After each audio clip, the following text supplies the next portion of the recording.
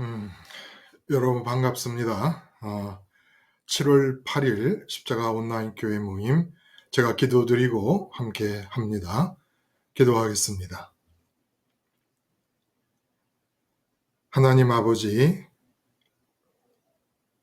어쩔 수 없이 싫든 좋든 사람과 함께 할 수밖에 없는 평생의 기간 동안, 특별히 이제까지 어떻게 살았든 앞으로 남은 기간 동안은 모든 사람으로부터 구애받음이 없이 자유로울 수 있게 하여 주시옵소서.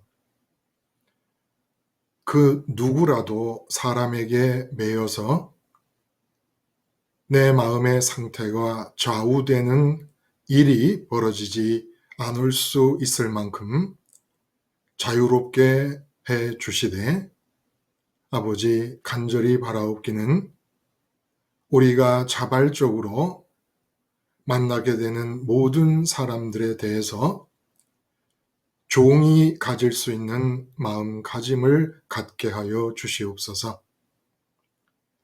그렇게 함으로써 그 사람을 관계하는 순간에 삼위일체 하나님과 호흡이 척척 맞아 들어가게 하시고, 그럼으로써 사람을 만날 때마다 하나님과 하나 되는 일이 더 깊어지고 더 크게 되고 더 발전할 수 있게 하여 주시옵소서.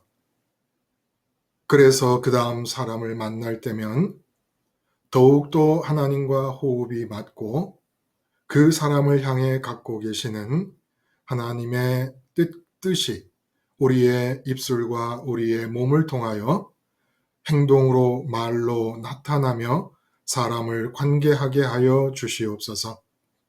한 사람을 만나더라도 그 사람을 내가 최고로 좋아하고 있는 주님의 십자가로 이리관지하는 삶을 같이 살게 하려는 마음가짐으로 일관되게 하여 주시옵소서. 오늘 우리가 말씀을 나눔을 통하여 이런 인간관계의 바이블을 따라 여생을 살아가는 사람들로 발돋움하게 되기를 간절히 원합니다. 성령께서 함께 해주셔서 우리 힘으로는 상상도 못하고 꿈도 꾸지 못할 깨달음과 변화들이 우리들에게서 나타날 수 있게 하여 주시옵소서. 마지막까지 은총으로 우리를 감싸 주시기를 바라오며 예수님의 이름으로 기도드리옵나이다. 아멘. 여러분, 오늘 두 개의 설교, 모든 사람 각자에게 맞춤형 인간관계, 그리고 십자가가 내 생의 인물 관계도를 바꾼다 라는 제목으로 나눴던 두 편의 설교를 중심으로 함께 말씀을 나누기를 원합니다.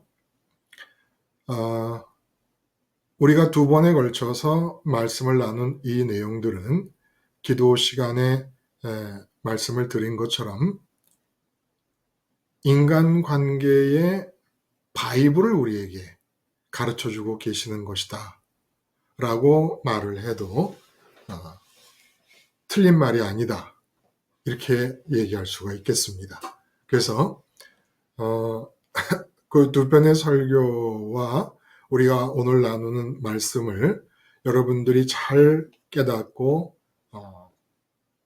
받아들일 수 있다면 정말 인간관계 문제에는 사실 모든 문제가 인간과의 관계에서 나오는 거 아닙니까?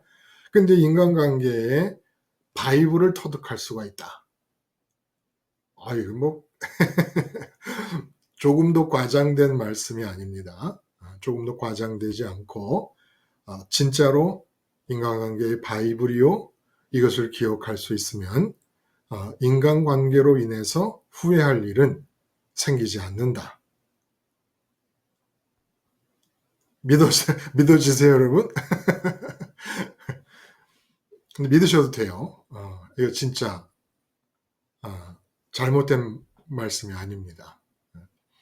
자, 그래서 오늘 이 두 편의 말씀을 들으시는 중에 여러분들이 오늘 이 시간에 하고 싶은 혹시 말씀이 있다면 한번 해주시면 좋겠어요. 오늘은 매번 스타트를 끊으시는 그분께서 안 오셨네. 안 참석을 못 하셨습니다. 그럼 이제 누가 이 이야기의 스타트를 끊을 수 있을까요? 네, 목사님, 안녕하세요. 예. 김순희 님이 지금 안 들어오셨네요. 예, 그런데요. 네. 아, 제가 연락을 못 받았는데, 예, 예. 예, 예. 예, 뭐 그러면은, 무슨 일이 있나 보죠. 예, 네네, 그런가 보네요. 예. 어, 그러면은 제가, 그럼요. 이게 첫 번째로 얘기하는 게 정해진 게 아니었는데, 김수님이 하도 성실하게 임해 주셔서, 마치 첫 번째는 김수님이 하시게 돼 있는 것처럼 돼 있었어요. 자, 장기용님이 말씀하시죠. 예. 음, 이제 지난 주부터 이제 십자가 일위관지에 대해서 이제 말씀을 들으면서 계속해서 이제 묵상하는 가운데 요즘에는 하나님께서 이렇게 말씀을 목사님을 통해서 이제 듣게 하시고 또 그 말씀을 가지고 이제 묵상하게 하시면서 네, 거기서 끝나는 게 아니라 저, 저의 경우는 또 이렇게 테스트라고 할까요? 하나님이 너가 정말 십자가 일위관지를 어, 행하고 네, 있는지를 이렇게 테스트한 것 같은 그런 좀 느낌을 받았어요. 왜냐면은, 예, 예. 어, 그런 말씀을 전 들은 이후에 바로 이렇게 정말 예상치 못한 이렇게 어떤 사람을 이렇게 상황 가운데 데려다 놓고 그거에 대해서 이제 제 반응을 이렇게 보시기를 원하시는 것 같은데 그게 처음부터 이렇게 잘 이렇게 되지는 않아요, 사실. 네네. 왜 또, 예, 예. 그러니까 뭐 이렇게 잘 이렇게 지내었던 관계인데 갑자기 이렇게 어색해지면서 이렇게 조금 이렇게 어긋나는 듯한 그런 걸 느끼면서, 네, 그러니까 예를 들어서 평상시처럼 이렇게 늘 만나는 사람을 대하듯이 대했는데, 외면을 하게, 그 사람으로부터 외면을 하게, 어, 만들면서, 왜 그러지라는 생각이, 들게끔 하시는 거예요. 그래서, 이렇게 네, 생각을 네. 해보니까, 그때 정말 그 순간이 제가, 장기용님은 십자가를 밝게 보고 있는 중에 그분을 만났는데, 네, 그렇죠. 이제 밝게 보고 있다고 생각하고 만났는데도 불구하고, 예, 그래서 제가 무슨 생각까지 했냐면은 베드로가 음, 굉장히 예수님 안에 있으면서 편견을 가졌었잖아요. 그렇죠. 예, 예. 그런 처음에. 것처럼 저도 네네 저도 처음에 저도 쭉 이렇게 십자가를 보고 있다고 생각을 했는데 그 사람이 딱 그런 반응을 보였을 때 아, 어, 왜 그러지 하면서 순간적으로 거기에 이제 또 빠져드는 저를 봤어요. 아, 아, 그러니까 그, 그 사람이 하는 말과 행동에 대해 네. 십자가에서 죽은 자요, 십자가로 이리관지하는 사람으로서 네, 자유롭지 못하고 그 네, 사람의 반응, 행동과 말에 네, 의해서 네. 내가 또 이렇게 휘말려 들어가는 것 같은 그런 느낌을 받게 됐다. 네, 그런 느낌을 순간적으로 이제 받으면서, 지금이 이리관지 하는 순간인가 보다 생각하고, 어, 이렇게, 예, 예. 그렇잖아요. 다시 그게 이제 다시 전혀, 추스렸군요.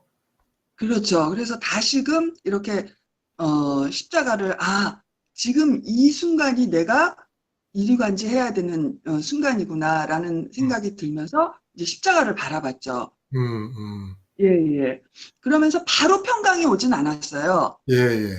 네, 바로 평강이 오지는 않았지만, 어, 그때 제가 그 분위기에 이렇게, 휩쓸리는 그 상황을 그냥 내버려 두느냐, 십자가로 가느냐, 음. 예, 예. 그거를 보시고 싶어 했던 것 같아요. 근데, 어, 당연히 이제, 보고 싶어 하시지요. 네네. 네. 그래서, 십자가를 갖고, 이 순간이 내가 정말 십자가 일이관지의 해야 하는 순간이구나라는 걸 느끼면서, 야, 이제는 테스트까지 하시는구나. 그러니까, 말씀을 그냥 듣고, 묵상하고, 뭐 적용하고 이게 아니라, 정말 네가 그러고 있느냐라는 걸 말씀을 보고 이제 싶어 하시는, 네, 아버지의 마음을, 동의를 했으면, 네, 그러면 이제 정말 네가 동의한 대로 실제 삶에서 네, 네, 하고 있는지 안 하고 있는지를 네. 하나님께서 마치 보시길 원하시는 것 시험을 같아요. 보시면서 체크하시듯이 네, 네, 하시는 것 같더라. 네. 그럴 그걸 수 느꼈어요. 있죠. 그렇게 말씀 들은 뒤에 그 사람을 만나는 것도 결국 오늘의 주제가 우리가 사람을 만나는 것이 하나님의 네, 주권에 의해서 일어나는 일이다라는 것이 굉장히 중요한 부분인데, 오늘 말씀 주제의 중요한 부분인데, 그 사람을 그동안 연락이 없던 사람인데 만났을 때 내가 그 사람의 말과 행동에 말려 들어가는 듯 하는 순간에 십자가를 기억하고, 바로 이런 상황에서 십자가를 기억하는 것이 십자가 하나로 꿰는 일이관지 십자가를 생활화하는 삶이 되겠구나라는 거를 삶의 현장에서 다시 한번 확인하고 깨우치게 됐다. 이런 말씀 네, 네, 같아요. 네, 그렇죠. 네, 그 결국은 삶의 현장에서 우리가 십자가를 기억해야 하는 그 순간이 항상 있게 마련인데, 그 순간을 우리가 놓쳐버리니까 이제 문제가 되는 거지요. 그래서 일단 말려 들어갈 것 같은 이제 내 눈앞에 펼쳐지고 있는 상황이나 사람 앞에서 그 사람에 대해서 반응하고 말려들 것 같은 그 순간을 포착하고 십자가를 기억하니 망정이지, 그냥 그, 그 순간과 그 타이밍을 놓쳐버리면 그냥 휙 하고 들어가 버립니다. 그리고 그 사람의 말과 행동에 의해서 이제 말려 들어가고 반응하게 되고 걱정하게 되고 좋아하든지 분노하게 되고, 이미 이제 그리스도인으로서의 모습은 보이지 않는 거지요. 사실은 십자가를 밝히 보고 있는 상태의 사람이 사람을 만나고 있는 그런 상황은 중단되고 있는 상태라고 볼 수가 있는 겁니다.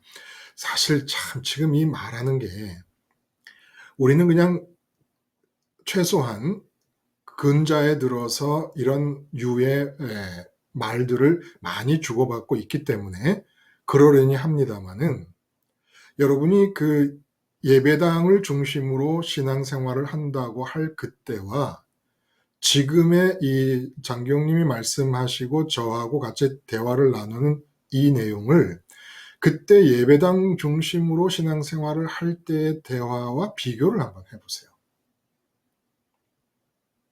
지금 오직 관심은 삶의 현장에서 어떻게 십자가 예수님을 기억해내고, 그럼으로써 십자가 예수님 안으로 들어가서 하나님과, 살아계신 하나님과 연결을 할 것이며, 지금 만나는 사람과의 그 순간에 하나님 나라가 임하게 될 것인가라는 것에 지금 관심과 초점이 다 기울어져 있는 겁니다.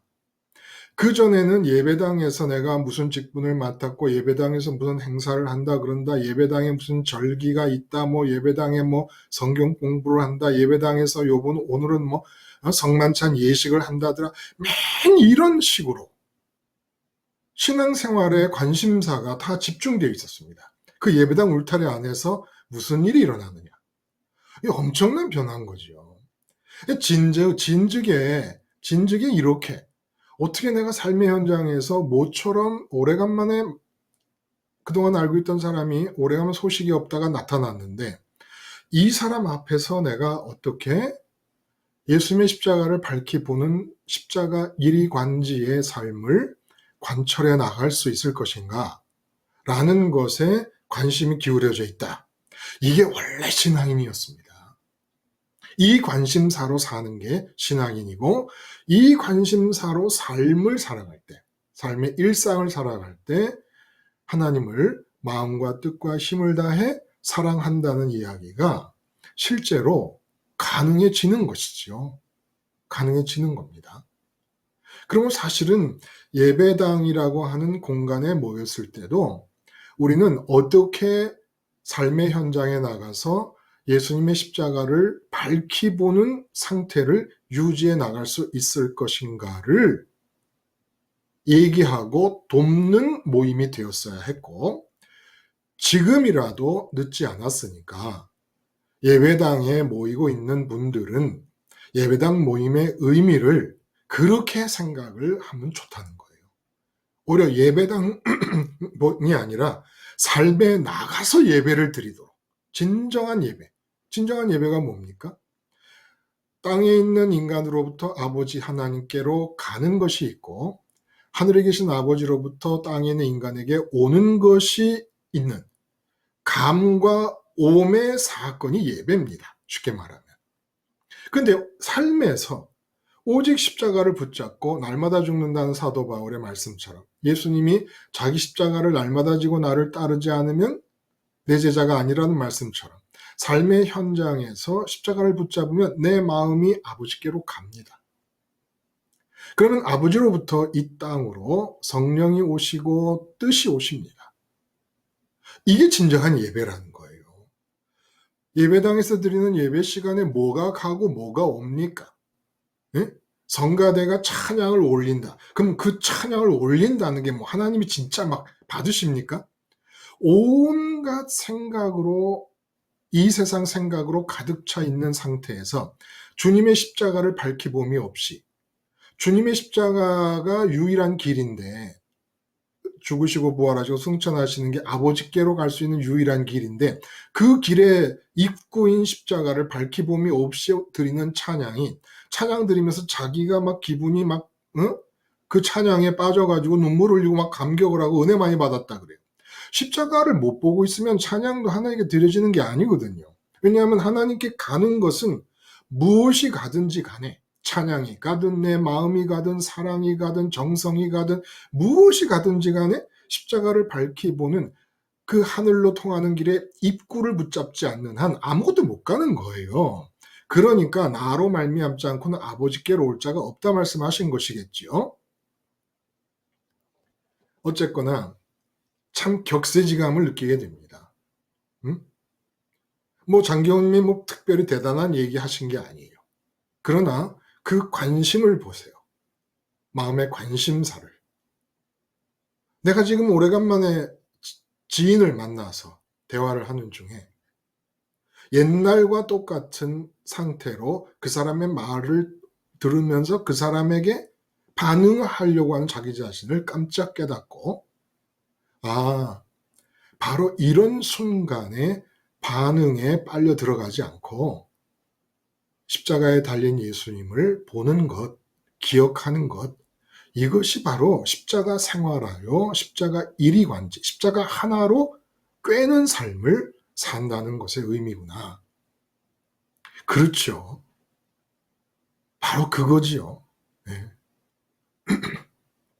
그래서 우리가 이렇게 많은 시간 함께 대화를 나누는 내용도 그때그때 주제가 다른 것이 분명합니다. 주제가 다른 것이 분명한데, 결국은 십자가 일위관지의 삶을 살 때 십자가를 생활화하고 십자가 하나만을 가지고 모든 대상과 모든 상황을 꿰며 나가는 삶을 살 때 적용하는 부분들에 대해서 성경 말씀이 우리에게 특정한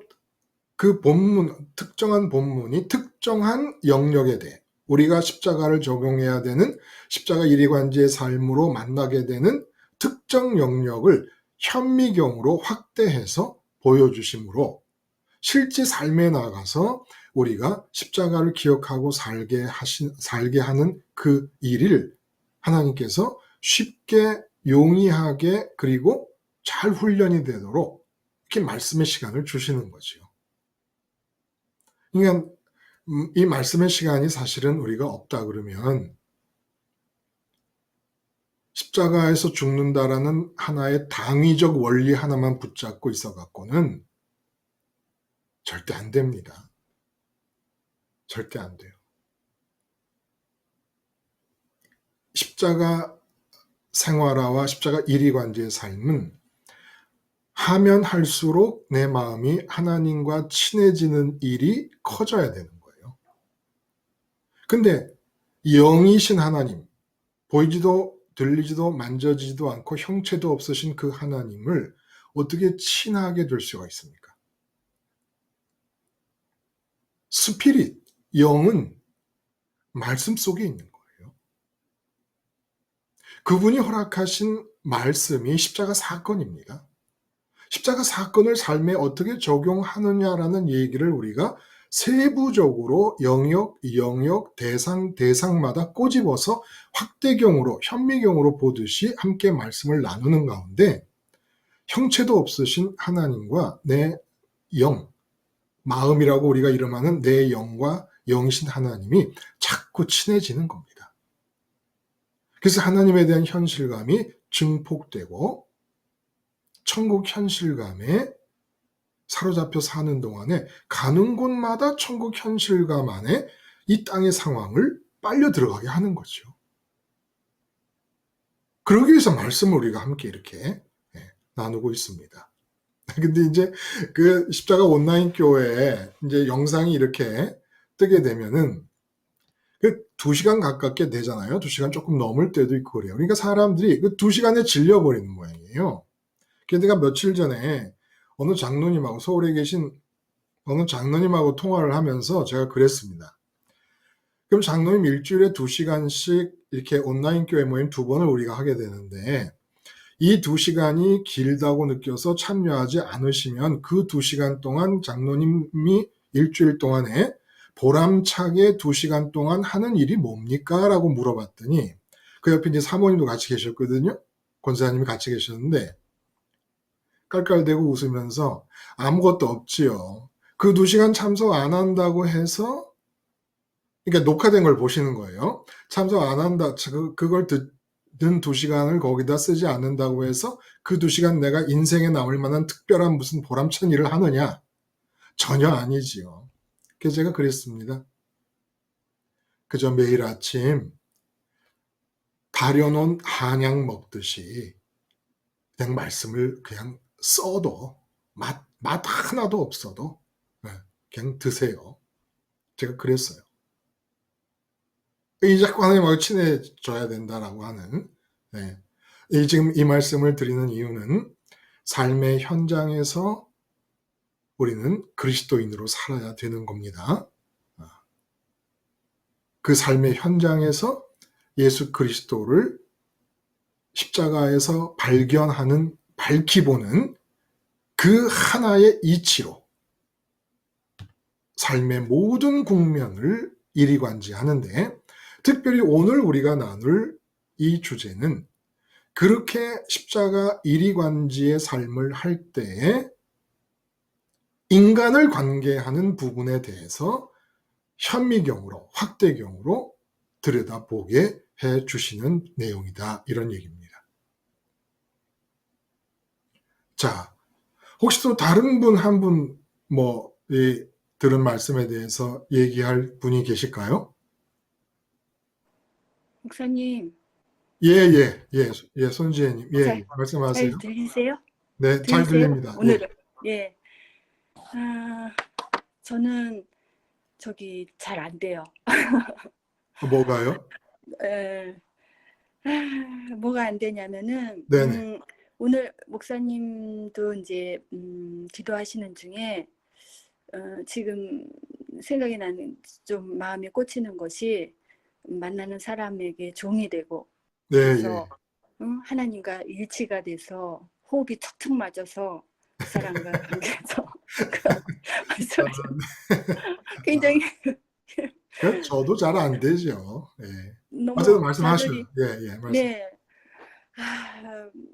저는 저기 장기용님 그렇게 잘 자신시고 잘 넘어가셨는데 저는 또 좌절을 했어요.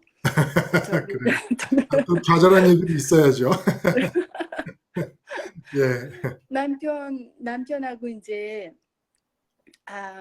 그 저기 자식을 사이에 두고 네.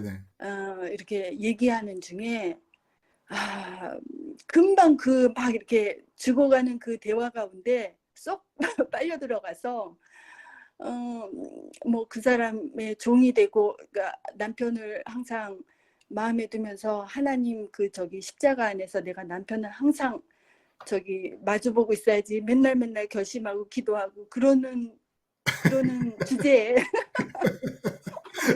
그 몇 초 사이에 그냥 싹 지나가 버렸어요, 그 대화가.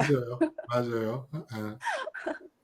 뭐, 그래서 예, 목사님, 말씀하세요. 여기에 제가 남편에 대해서 아무래도 이 사람이 아마 저기 혹시 같이 믿는 사람이라도 생각이 다르고 그럴 수도 있겠지만 저는 저기 남편이 하나님을 믿지 않고 자기 생각 그런 거를 굉장히 주장하면서, 그리고 굉장히 해결하려고 노력하는 그런 그 행동파, 예. 그렇기 때문에 그 부분에 대해서 제가 평소에 이렇게 막 쌓여온 게 있었던 것 같아요. 그래서 저기 그 자식이 이제 어떤 일이 있으면은, 그러니까 남편은 편을 들어서 자식의 편이어서 자식이 어려워하는 게 있으면은 막 해결을 당장 가가지고 학교에라도 쫓아가가지고 막 그런 식으로 이제 하는 그런. 예. 스타일이고. 그러니까 저도 그거는 이제 저의 판단이며 선입견이며 막 들어가지고 막 이렇게 뭐라 그럴까, 지금 편드는 게 아니고 저기 아들이 저기 좋고 나쁜 거를 판단을 받으면서 사회생활하면서 거기서 깨지기도 하고 어려움을 겪으면서 그렇게 하지, 이 사람 어떻게든지 그 저기 편들 거를 찾으려고 애를 쓰는 그런 모습을 보면서 그냥 욱하는 마음에 저도 이렇게 몇 마디 이렇게 주고받았거든요. 그럴 때 예, 대충 사실 이제 분위기를 알겠습니다. 예, 예, 네. 그러니까 아들 저의 문제와 그 연관. 순간에 그 순간에 제가 그 하나님도 싹 사라지고 십자가도 사라지고 나의 그 남편에 대한 판단과 싫은 마음, 그 선입견 이런 게 확 나를 좌우하면서 그렇죠. 지나가 버렸구나, 그런 생각이 들었습니다. 예, 그 부부가 제일 싸움을 많이 하는 문제가 자녀에 관한 문제라고 그래요. 자녀에 관한 문제를 얘기할 때 그 부부 간의 갈등과 다툼이 제일 빈번하게 일어난다라고 얘기를 합니다. 그러니까 구체적으로 무슨 문제인지는 우리가 다 알 수는 없고 또 그럴 필요도 없겠습니다만은 어쨌든 그 남편은 아버지로서 사회적으로 아들에게 유리한 조건을 만들기 위해서 할 수 있는 일은 내가 다 해야 된다라는 생각을 갖고 계시는 것이고, 또 손지혜님은 아들의 상황을 하나님이 알고 계시고 주관하고 계신다면 좀 당장 불리해 보이고 안 좋은 것이라도 그 아들에게 필요하기 때문이 아니냐. 그렇다면 조금 타이밍을 늦춰서 하나님이 역사하실 수 있는 공간을 우리가 할애를 해드려야지, 그렇게 자꾸 우리가 하나님의 주권적 개입이 불가능할 정도로 치고 들어가서 공간을 없애버리면 어쩌자는 거냐. 아마 이런 입장을 취하면서 두 부부 간에 또 갈등이 있게 되고, 그러다 보니까 또 이렇게 좋은 취지로 생각하고 말했음에도 불구하고 실제로 내 마음은 예수님도 잃고 하나님도 순간 잊어버리고 그냥 그 남편의 페이스에 말려들어서 격정적이 될 수 있고 평강이 깨져버리는 상황이 또 초래하기도 했다. 다 그렇죠. 뭐 장경님이라고 안 그렇고 저라고 안 그렇겠습니까? 그냥 그런 넘어짐을 우리가 확인하면서 내가 얼마나 약한가를 느끼고 하나님께 간구하며 자비를 구하며 또다시 십자가를 기억하고 나가는 거지요. 그리고 그런 실패와 좌절에서 다시 또 일어나서 하늘로 내 마음이 아버지께로 가고 이 땅에는 아버지의 역사만 일어나면 좋겠다는 그 바람을 또 반복해서 제 위치로 돌아오고 하는 것, 이게 하나님 사랑입니다. 우리 벌레 같은 부족한 인간들이 천지를 지은 지극히 거룩한 하나님을 아버지로 모실 수 있는 사랑의 길은 이렇게 좌절하고 일어나고 넘어지고 일어나고 하는 것을 되풀이하는 중에 우리도 알지 못하는 사이에 점점 아버지와 가까워지고 친해지는 관계가 만들어져 가는 것이 아니겠는가? 그거 당연합니다. 그리고 또 이런 관계가 진행되는 속도, 하나님과의 친해지는 속도가 사도 바울이라든지 뭐 디모데나 실라나 바나바나 이런 마가 요한 이런 사람들처럼 특별하게 그 2000년 전 정말 예수라는 이름을 믿는 사람이 아무도 없는 암흑 같은 그런 시대에 가는 곳마다 아무도 예수 안 믿는, 오직 바울과 실라와 디모데가 가면 세 사람만 예수 믿고 있지 않습니까? 그런 상황에서 특별히 하나님이 그 어둠의 장막을 깨뜨리고 찢고 나갈 수 있도록 강력하게 성령으로 역사하신 특별한 이유가 또 있지요. 그러니까 우리 시대하고는 너무 다르지요. 그래서 우리가 이렇게 급격한 우리 안에 일어나는 변화를 발견하기가 쉽지 않습니다만은 꼭 우리 변화의 과정이 이렇게 급격해야만 되는 건 아니죠.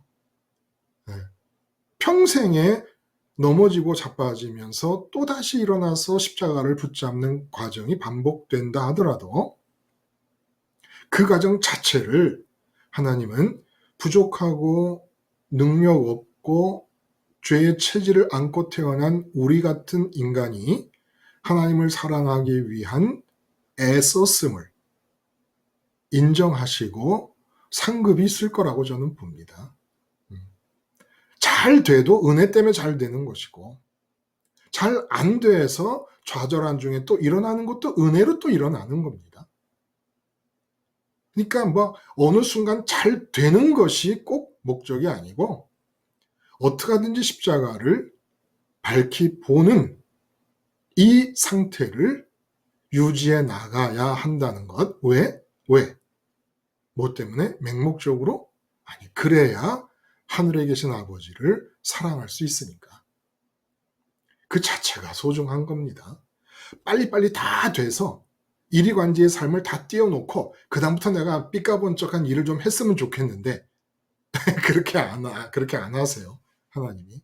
그냥 정말 별볼로 없이 이름도 없고 빛도 없이 사는 중에 끊임없이 십자가를 붙잡고 아버지께로 마음은 가고 아버지를 사랑하기 위해 주님 안에 들어가기 위해 애쓰는 삶만 살다가 끝날 수도 있습니다. 그러나 나는 큰 상급이 있다고 봐요. 어차피 사도 바울이 이렇게 된 것도 스데반 집사님이 이렇게 훌륭한 것도 다 은혜 때문에 된 건데 그런 은혜를 주시는 것을 늦추시고 넘어지고 자빠지는 기간을 오래 두셨어요. 근데 넘어지고 자빠지는 기간 동안에 끊임없이 아버지를 향해 일어납니다. 그게 사랑이 아니고 뭡니까? 예? 은혜 때문에 스데반 집사님처럼 훌륭해지고 사도 바울처럼 훌륭해지지 못한 상태에서 은혜 때문에 자빠져서 일어나는 것만 반복했습니다. 그럼 일어나는 것만 반복한 사람은 사랑이 아닙니까? 더 힘들잖아요, 사실은. 은혜가 왕창 임해가지고 거뜬하게 돌에 맞아 죽어도 평강을 유지할 수 있는 그런 상태가 된 것도 은혜 때문이니까 너무너무 부럽고 훌륭한 일이지만은 그런 식으로 은혜가 임하지 않고 질척거리고 깨지고 부서지고 자빠지고 뭐 이러는 중에 또 붙잡고 십자가 또 붙잡고 하는 이런 것도 은혜예요. 아무나 못해요. 근데 누가 더 하나님에 대한 사랑을 많이 보이겠습니까? 실제로. 스테반 집사님은 100번 넘어지고 101번째부터는 별로 안 넘어지고 쭉 가셨어요. 우리는 1000번 넘어졌는데 1001번째 일어나. 이 사람이 하나님에 대한 사랑을 더 짙게 보인다고 말할 수도 있지 않겠느냐라는 얘기입니다. 그러니까 끊임없이 넘어지는 자들이여 화이팅! 화이팅! 십자가 생활화가 잘 안 됩니다. 근데 왜 붙잡고 있어요? 잘 안 되는 거. 그게 은혜고 그게 사랑입니다. 인간이 하나님께 뭘 대단한 일을 남북통일을 해서 남북통일을 받지만 하나님이 기뻐하시겠어요? 오늘 아니 또 넘어졌다고 하는데 또 십자가를 붙잡으려고 하는 그 상황이 하나님께 바쳐져 기쁨이 될 만한 거죠. 아니 남북통일 그까짓 거야 천지를 말씀만으로 지으신 하나님께 뭐기 어려운 일입니까? 그거 어려운 일 아닙니다. 그렇게 대단한 일도 아니고 대단한 일은 아니 왜 십자가를 자꾸 붙잡으려 그래요? 뭐 때문에? 뭐 준다고? 떡이 생겨요? 돈이 생겨요? 예? 건강이 생겨. 십자가 붙잡는다고 뭐 건강이 계속 좋아집니까? 십자가 붙잡는다고 뭐 자식들이 이 세상적으로 형통만 합니까? 아니 십자가 붙잡은 뒤 여러분이 주어진 게 뭐예요 세상적으로? 근데 왜 붙잡아요? 그게 사랑 아닙니까? 온전히 아버지만을 사랑하고 싶어 십자가 붙잡는 것이고 그렇게 하도록 은혜를 주시는 거예요. 그렇게 하도록. 그러니까 십자가를 붙잡고 자꾸 넘어진다. 아, 하나님이 나에게 이런 방식으로 아버지를 사랑할 것을 요구하고 계시는구나. 아, 그래. 또 일어나야지. 넘어진 나는 십자가에 못 박고 실패한 나는 십자가에 못 박고 또 일어나자. 또 십자가 붙잡고 내 마음은 아버지께로 가고 아버지의 뜻은 내게로 임하는 진정한 예배, 진정한 십자가 일이관지의 삶을 또다시 하자. 7전8기 만전 만일기 아니 백만전 백만일기 이게 말이 됩니까? 어쨌든 그거가 신앙 삶인 거지요. 그거가. 그래서 결국 한 게 뭐 있냐? 한 거 보니까 아무것도 없네. 이 세상에서 한 게 아무것도 없어. 딱 한 가지. 넘어질 때마다 일어나서 십자가 붙잡고 마음이 아버지께로 가기를 원했고 이 세상에서는 아버지의 뜻이 이루어지기를 바란 거밖에 아무것도 없네. 아니 어느 순간부터 십자가를 붙잡기 시작하면서부터 죽을 때까지 삶을 보니까 아무것도 한 게 없어. 그 아무것도 한 게 없이 십자가만 붙잡고 넘어졌다가 다시 붙잡고 한 그게 뭐예요? 마음과 뜻과 힘이 딴 데 아무 데도 쓰이지 않고 오직 하나님을 사랑하는 데 다 쓰였다는 얘기입니다. 그게. 그리고 한번 보세요. 그러면 내 삶은 어떻게 됐을까? 제가 장담할 수 있습니다. 100%. 한 분의 삶도 잘못되거나 후회하거나 무슨 뭐 영적인 의미에서 낙오자가 되거나 그런 삶이 없습니다. 최고의 삶을 살았구나라는 것을 본인이 먼저 깨닫게 될 겁니다. 다른 사람의 눈앞에 어떻게 비춰지는 거 이건 중요한 게 아니죠. 중요한 게 아니죠. 그래서 십자가 생활화가 안 된다는 말씀을 하시면 그 안 된다라고 말할 때 그분의 마음에 안타까움은 전달이 되지만 그래서 저는 한편으로 그 기쁜 마음도 있어요. 야, 그렇게 안 되면 그냥 그만두지. 그 왜 그렇게 붙잡고 있고 뭐 때문에 또 나한테 전화를 또 다 하시나? 하나님의 은혜가 저분을 붙잡고 있는구나. 저분이 자기의 죄의 체질을 역행해서 보이는 것, 들리는 것, 만져지는 것에 마음을 뺏겨야 될 죄의 체질을 역행하며 보이지도 만져지도 형체도 없는 하나님을 사랑하기 위해 몸부림치고 있구나 라는 것을 저는 깨닫게 되니까, 본인은 안타깝고 힘들다고 울면서 말씀하시는데 저는 겉으로 인상은 그 힘들지요. 어떻게 하면 쉽게 될 수 있을까요? 하지만 속으로는 웃고 있는 거지요. 이게 하나님 사랑이지. 왜 이렇게 괴로워하면서 그 십자가를 놓지를 못하는 것일까? 은혜입니다. 은혜. 자, 그런 은혜를 받은 사람들이 이 십자가 이리간지의 삶을 해 나갈 때, 어차피 지금 남편 얘기도 하셨고 장기용 님도 오래간만에 만난 지인의 얘기를 하셨습니다만, 이렇게 사랑 관계가 제일 비중이 커요.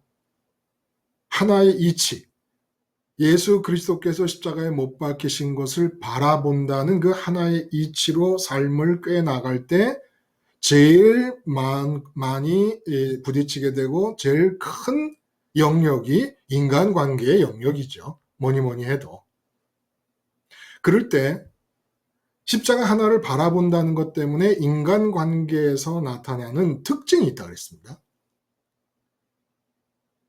십자가를 밝히 보는 이 하나를 가지고 모든 인생의 순간들을 꿰며 사는 그리스도인에게는 인간관계에 대해서, 인간을 마주대할 때 공통적으로 나타나는 특징들이 있다는 거예요.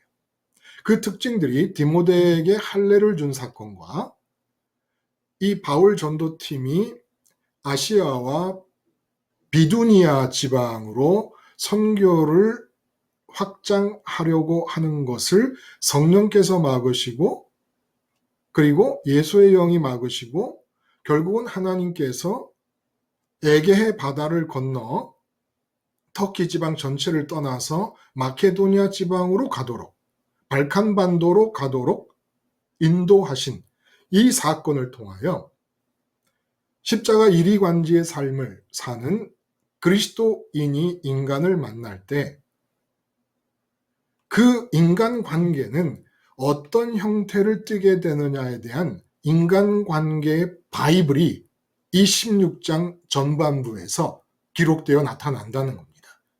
어떻게 보면 너무 간단한 사건 같아요. 디모데에게 할례를 준 것과 이 터키 지역에서 전도를 하려고 했는데 성령께서 막으시고 예수님이 막으시고 하나님 아버지께서 마케도니아로 가게 하셨다는 이 사건은 별게 그렇구나 라고 이해하면 끝날 것 같은 느낌이 드는 그런 사건이지만, 이게 실제로는 그렇게 문자적으로 기록된 이면의 내용은 그리스도인이 인간을 마주대할 때는, 더구나 인간을 마주대한다라는 게 특별히 강조되는 부분은 선교가 뭡니까? 선교.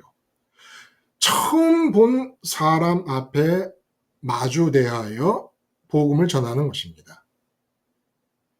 그리고 마주대함이라는 게 인간관계의 기본이잖아요. 시작이잖아요. 마주함이라는 것이. 그러니까 오늘 선교 현장에서 되어지는 이 이야기는, 예를 들어 비두니아 지방으로 못 가게 하시고 아시아 지방으로 못 가게 하셨다. 그러면 설교 중에 말씀을 드린 대로 그 지방 출입을 막으신 게 아니잖아요. 그 지방에 있는 사람과 마주대하는 순간을 못하게 하신 겁니다. 그러므로 선교사가 가져야 될 마음과 그리스도인이 가져야 될 마음이 공통적이라고 하는 거예요. 어차피 사람을 마주대하여야 일어나는 일이니까. 다만 다른 것은 일상을 사는 그리스도인은 그 마주대하는 사람이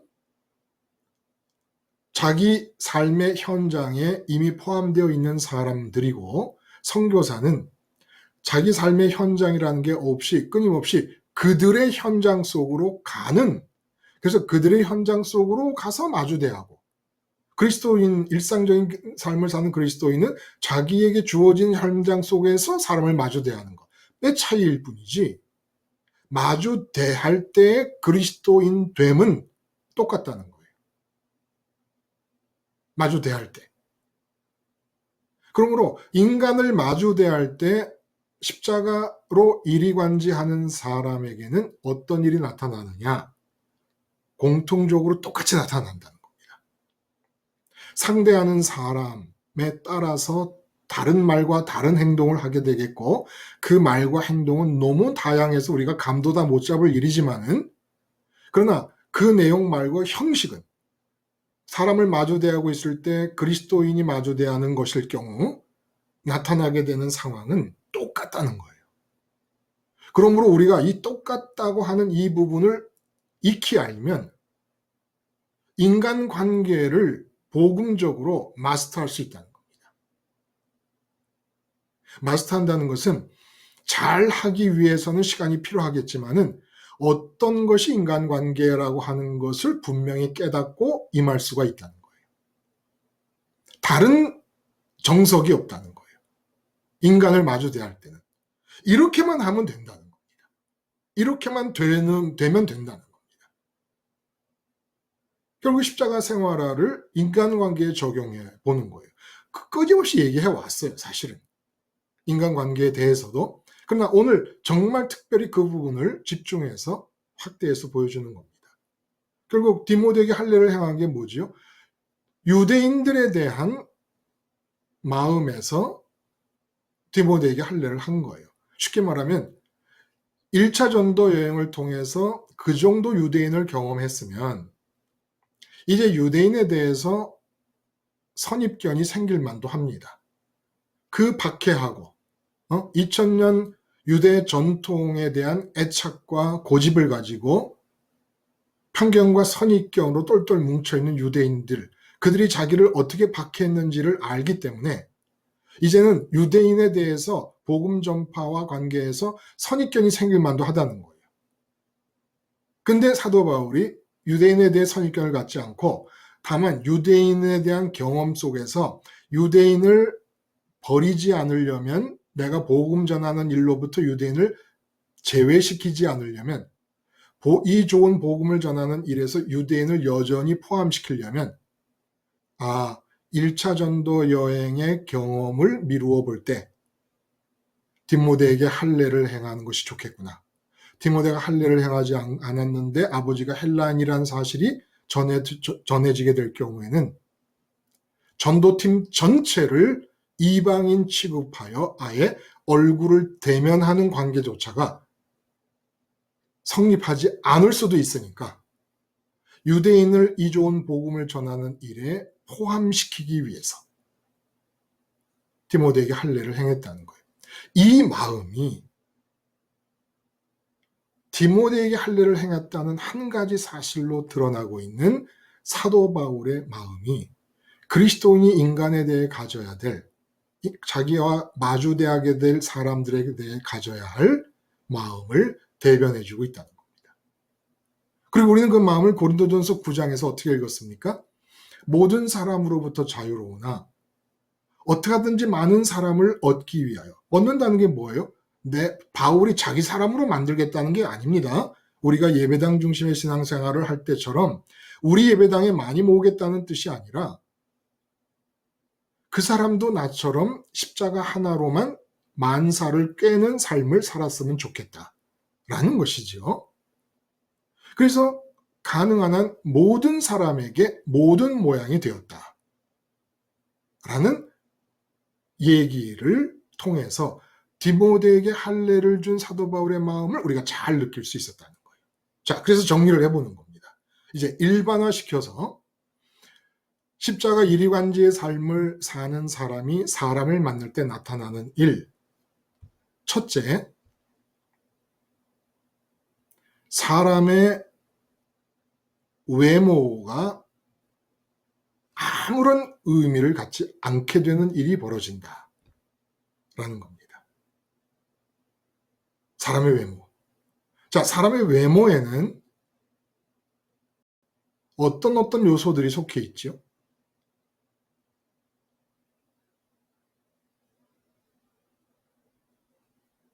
생김새가 외모지요. 또 이 옷 같은 거, 이 차림새가 또 외모입니다. 그리고 그 사람이 신분, 또 그 사람의 스펙이라든지 알려졌다면 알려지고 있는 스펙이라든지 뭐 하다못해 자격증이라든지 이런 것들이 다 외모지요. 그리고 심지어는 지금 이 사람이 현재 이 순간에 나를 향해서 말하고 행동하는 것도 외모입니다. 그렇게 말하고 그렇게 행동하는 것도.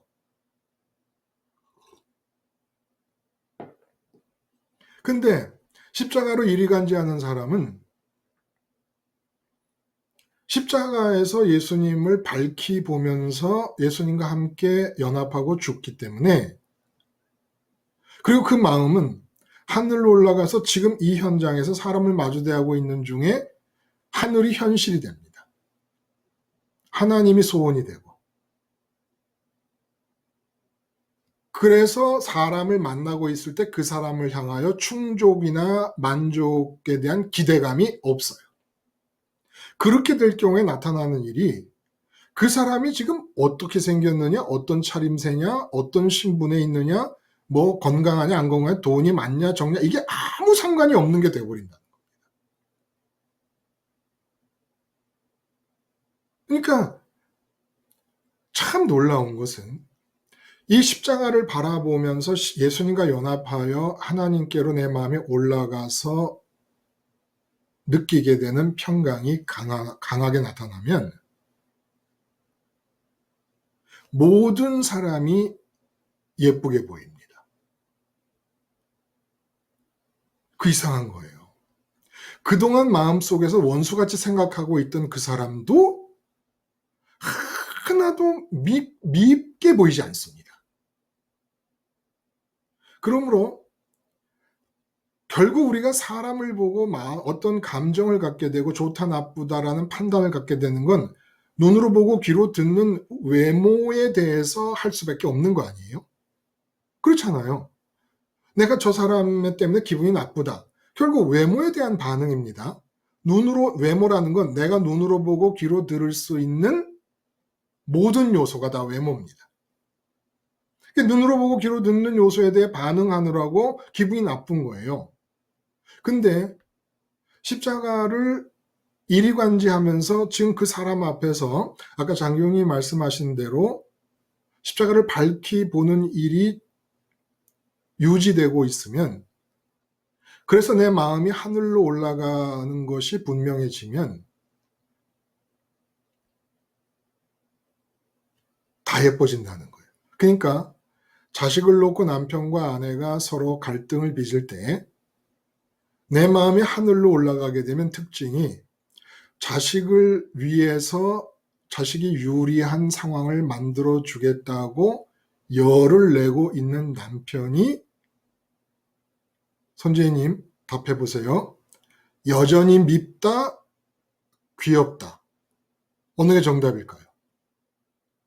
마음이 십자가 예수님 따라 하늘로 올라갔다면 귀엽다가 정답이라는 거예요.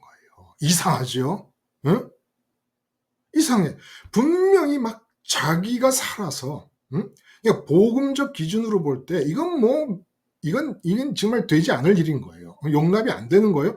자기가 살아서 자기 능력으로 뭔가를 하면 다 될 것 같은 생각을 가지고 막 씩씩거립니다. 이렇게 씩씩거릴 때 우리는 잘못하는 것은, 대부분 부인들이 잘못하는 게 뭐냐 하면은 십자가 복음의 원리를 들이대요. 십자가에서 죽으라든지 십자가를 가르친다든지, 지금 손지혜님이 그랬다는 얘기가 아니라 제가 들어본 경험에 의하면 자꾸 십자가 원리를 신랑에게 주입하고 가르치려고 그래요. 그러니까 십자가 원리도 안 받아들이는 겁니다. 그럼 부인들이 어떻게 해야 되느냐? 진짜로 신랑 앞에서, 사람들 앞에서 십자가 원리를 가르치려고 하지 말고 말로 가르치기 이전에 진짜 십자가 예수님을 밝히 보고 제발 예수님과 함께 하늘로 올라가서 하나님만을 소원하는 상태, 하나님만을 소원하기 때문에 모든 사람으로부터 자유로운 겁니다. 구애받음이 없는 거예요. 근데 남편 때문에, 아내 때문에 내가 마음이 속상한다는 것은 아직도 아내와 남편에 대해서 내가 기대하는 바가 있는 거예요. 만족과 충족을 위해서 동조해 주기를 바라고 동의를 구하고 있고, 그건 구해받는 거지요. 자유로운 게 아닙니다. 근데 하나님만으로 내 만족과 내 충족감이 온전히 이루어질 수 있다는 걸 확고히 믿으면, 아직 하나님이 완전히 내 안에 들어오지 않으셨어도 구애받지 않게 됩니다. 일단 십자가 생활화가 여기까지 진행돼서 눈에 앞에 보이는 사람에 대해서 구애받지 않잖아요. 구애받지 않으면 그동안 미워 죽겠던 이유, 그 사람에 대해서 너무너무 미워 죽겠던, 미운 마음을 일으켰던 바로 그 이유가, 제가 경험한 바로는 웃게 만드는 이유가 되고, 귀엽게 보게 하는 이유가 되고, 심각한 문제라면 기도하게 되는 이유가 되는 것이죠. 이게 외모로부터 자유로워지는 특징입니다. 참 이상한 거예요. 응? 참 이상한 거예요. 그래서 하나님과의 관계는 사람과의 관계를 통해 측정될 수 있습니다. 언제나. 사람과의 관계를 통해 하나님과의 관계를 열거나 할 수는 없어요. 그러나 사람과의 관계를 통해서 언제나 하나님과의 관계가 측정되고, 그리고 하나님과의 관계에 대한 계속적인 동기를 부여받을 수가 있게 됩니다.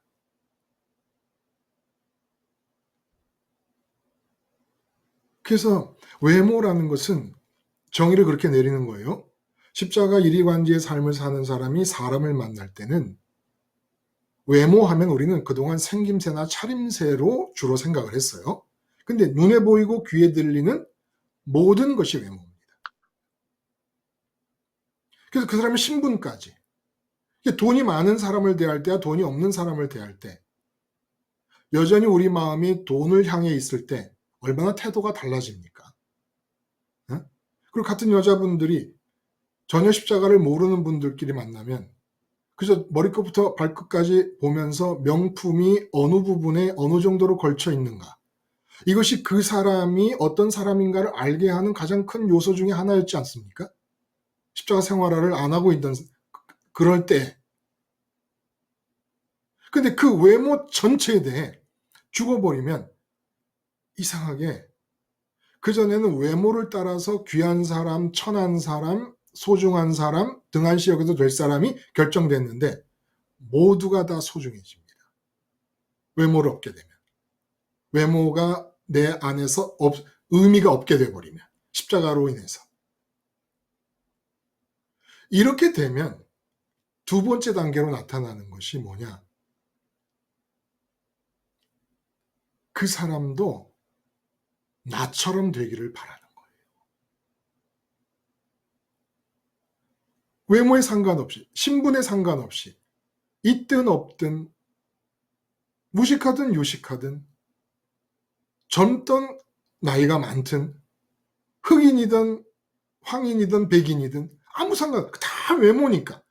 외모가 무시되면 드디어 그 사람 외모 속에 감추어졌던 보석 같은 인간의 존재의 귀중함이 나에게 전달이 됩니다. 그전에는 외모에 반응하느라고 그 사람 속에 들어있던 보석 같은 인간으로서의 존귀함이 마음에 닿지 않는 거예요. 느껴지지 않는 겁니다.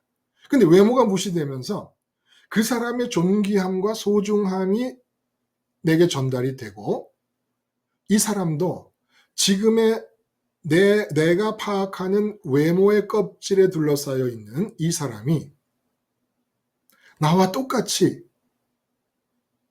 오직 예수님이 십자가에 못 박힌 사건만 밝히 보는 것으로 일이관지하는, 하나로서 삶의 모든 순간을 꿰나가는 십자가 생활화의 삶을 살게 되기를 바란다는 거예요. 십자가 생활화를 바라는 단계는 바로 이때 나타난다는 겁니다. 처음에는 내가 십자가 생활화 하느라고, 내가 십자가를 밝히 보느라고, 십자가를 밝히 본 사람으로서의 결과를 드러내야 된다는 거예요. 외모가 무시되고 그 사람이 어떤 행동과 말을 하든지 간에 그 사람 자체가 소중하게 여겨지고 그 사람 자체가 예쁘게 보이고 그 사람 자체가 귀엽게 보이고 그 사람이 밉지 않게 보이는, 얼마나 밉지 않게 보이면 돌로 쳐 죽이는데도 안 밉게 보이겠습니까? 근데 이게 우리들에게도 가능하다는 거예요. 우리들에게도. 저는 그렇게 극단적인 상황을 경험하지는 않았다 하더라도 진짜 저를 원수처럼 여기는 사람이 안 미워지는 상태를 일상적으로 경험하고 있습니다. 내가 나를 들여다보면 아무도 몰라요. 그 사람도 몰라요. 근데 내가 나를 들여다보면 그 사람에 대한 미움이 없어요. 십자가를 밝히 보고 있을 때는. 그러니까 내가 우선 십자가 생활화를 하고 나 자신이 그 십자가에서 떨어지지 않기 위하여 십자가 생활화의 증상을 드러내는 것이 우선이고, 그리고 나면 그 다음에 이 사람의 소중함이 보이고, 그리고 그 사람도 지금 내가 하는 것과 똑같이 십자가를 밝히 보는 한 가지로 이리관지하는 삶을 살게 되기를 바라는 게 두 번째 단계로 나타난다는 겁니다. 앞에 보임이 없이, 진짜 보이지 않더라도 앞에서 내 마음에 그 사람에 대한 미움이 하나도 없고 그저 이쁘기만 하고 귀엽기만 하고 애쓰는 모습이 측은하기만 하고 한 상태가 아닌데, 십자가를 원리적으로 들이대는 것은 그냥 그 갈등이 빚어지고 있는 관계에서 십자가 원리를 가지고 내가 이겨보겠다고 하는 생각일 수가 있다는 거예요. 그렇게 되면 안 되죠. 십자가의 논리가, 제가 여러분에게 전하는 말씀을 제대로 잘 받아들인 사람들에게는 그 사람을 말싸움으로 이길 사람이 없을걸요. 지금 십자가라는 출발점으로부터 1단계, 2단계, 3단계, 4단계, 5단계, 6단계, 100단계까지 쭉 나갈 때 그게 논리적으로 단계가 이어지고 있습니다. 근데 이 논리를 단계 같이 따라가고 터득한 사람일 경우에 박사도 논쟁에서 그 사람을 이기지 못합니다. 지금 여러분이 듣고 있는 이 말씀은 엄청나게 논리적인 거예요. 엄청나게. 근데 이 논리를 사랑관계에 처음으로 들이대면 안 되는 거죠. 다 이길 수 있어요, 여러분들. 진짜 마음 놓고 딱 말 대 말로 말싸움을 하면 다 이길 수 있습니다. 논리를 제대로 터득했다면.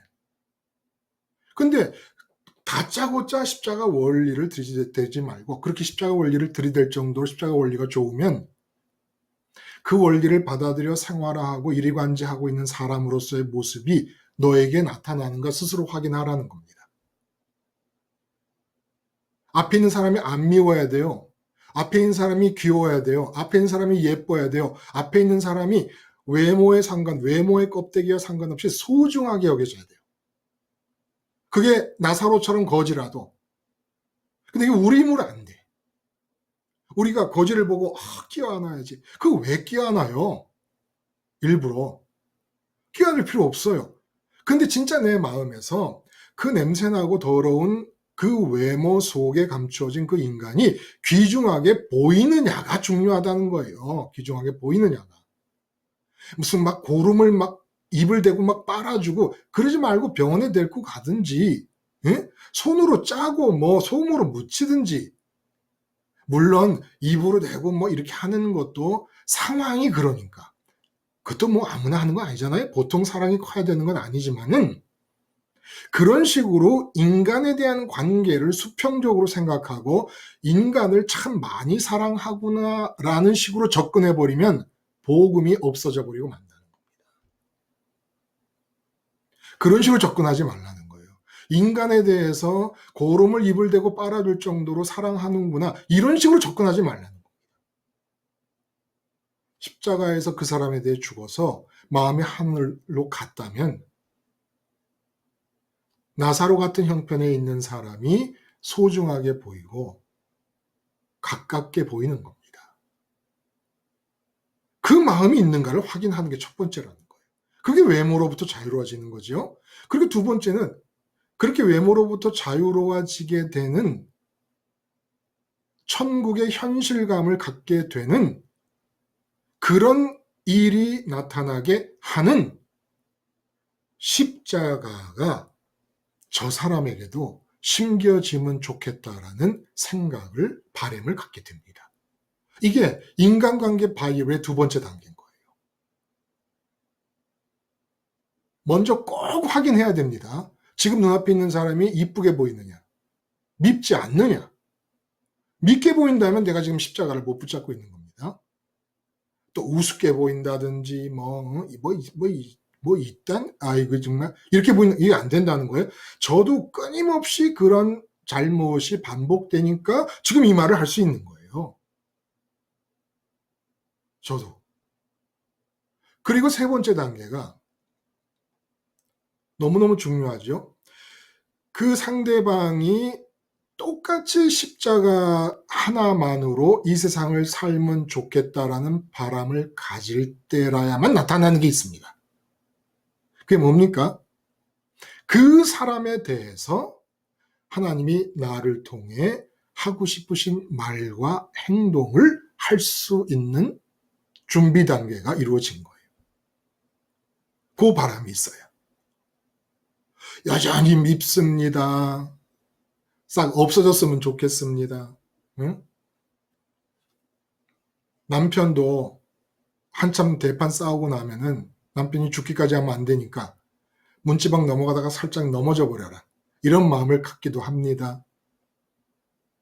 그런데 어떻게 상대방에 대해서 하나님이 나를 통해 하고 싶으신 말과 행동이 나올 수가 있겠습니까?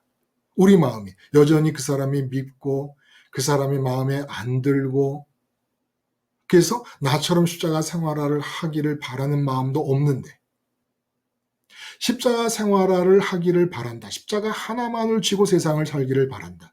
십자가 이리관지의 달인이 되기를 바란다. 이 바람을 가져야 그 사람을 향하는 하나님의 방향과 같아질 수가 있다는 거예요. 방향이 같아야 그 사람을 향한 하나님의 뜻이 내게로 전달될 때 같은 방향을 타고 전달될 수가 있다는 겁니다.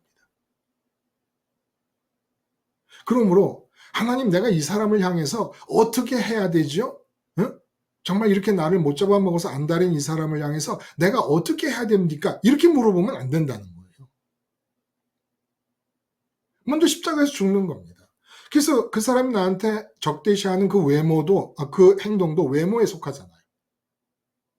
그 내 마음이 하늘로 올라가서 그 원수가 없다고 특별히 기쁠 것도 없고 있다고 특별히 슬플 것도 없는 상태가 되기를 위해 애쓰는 거예요.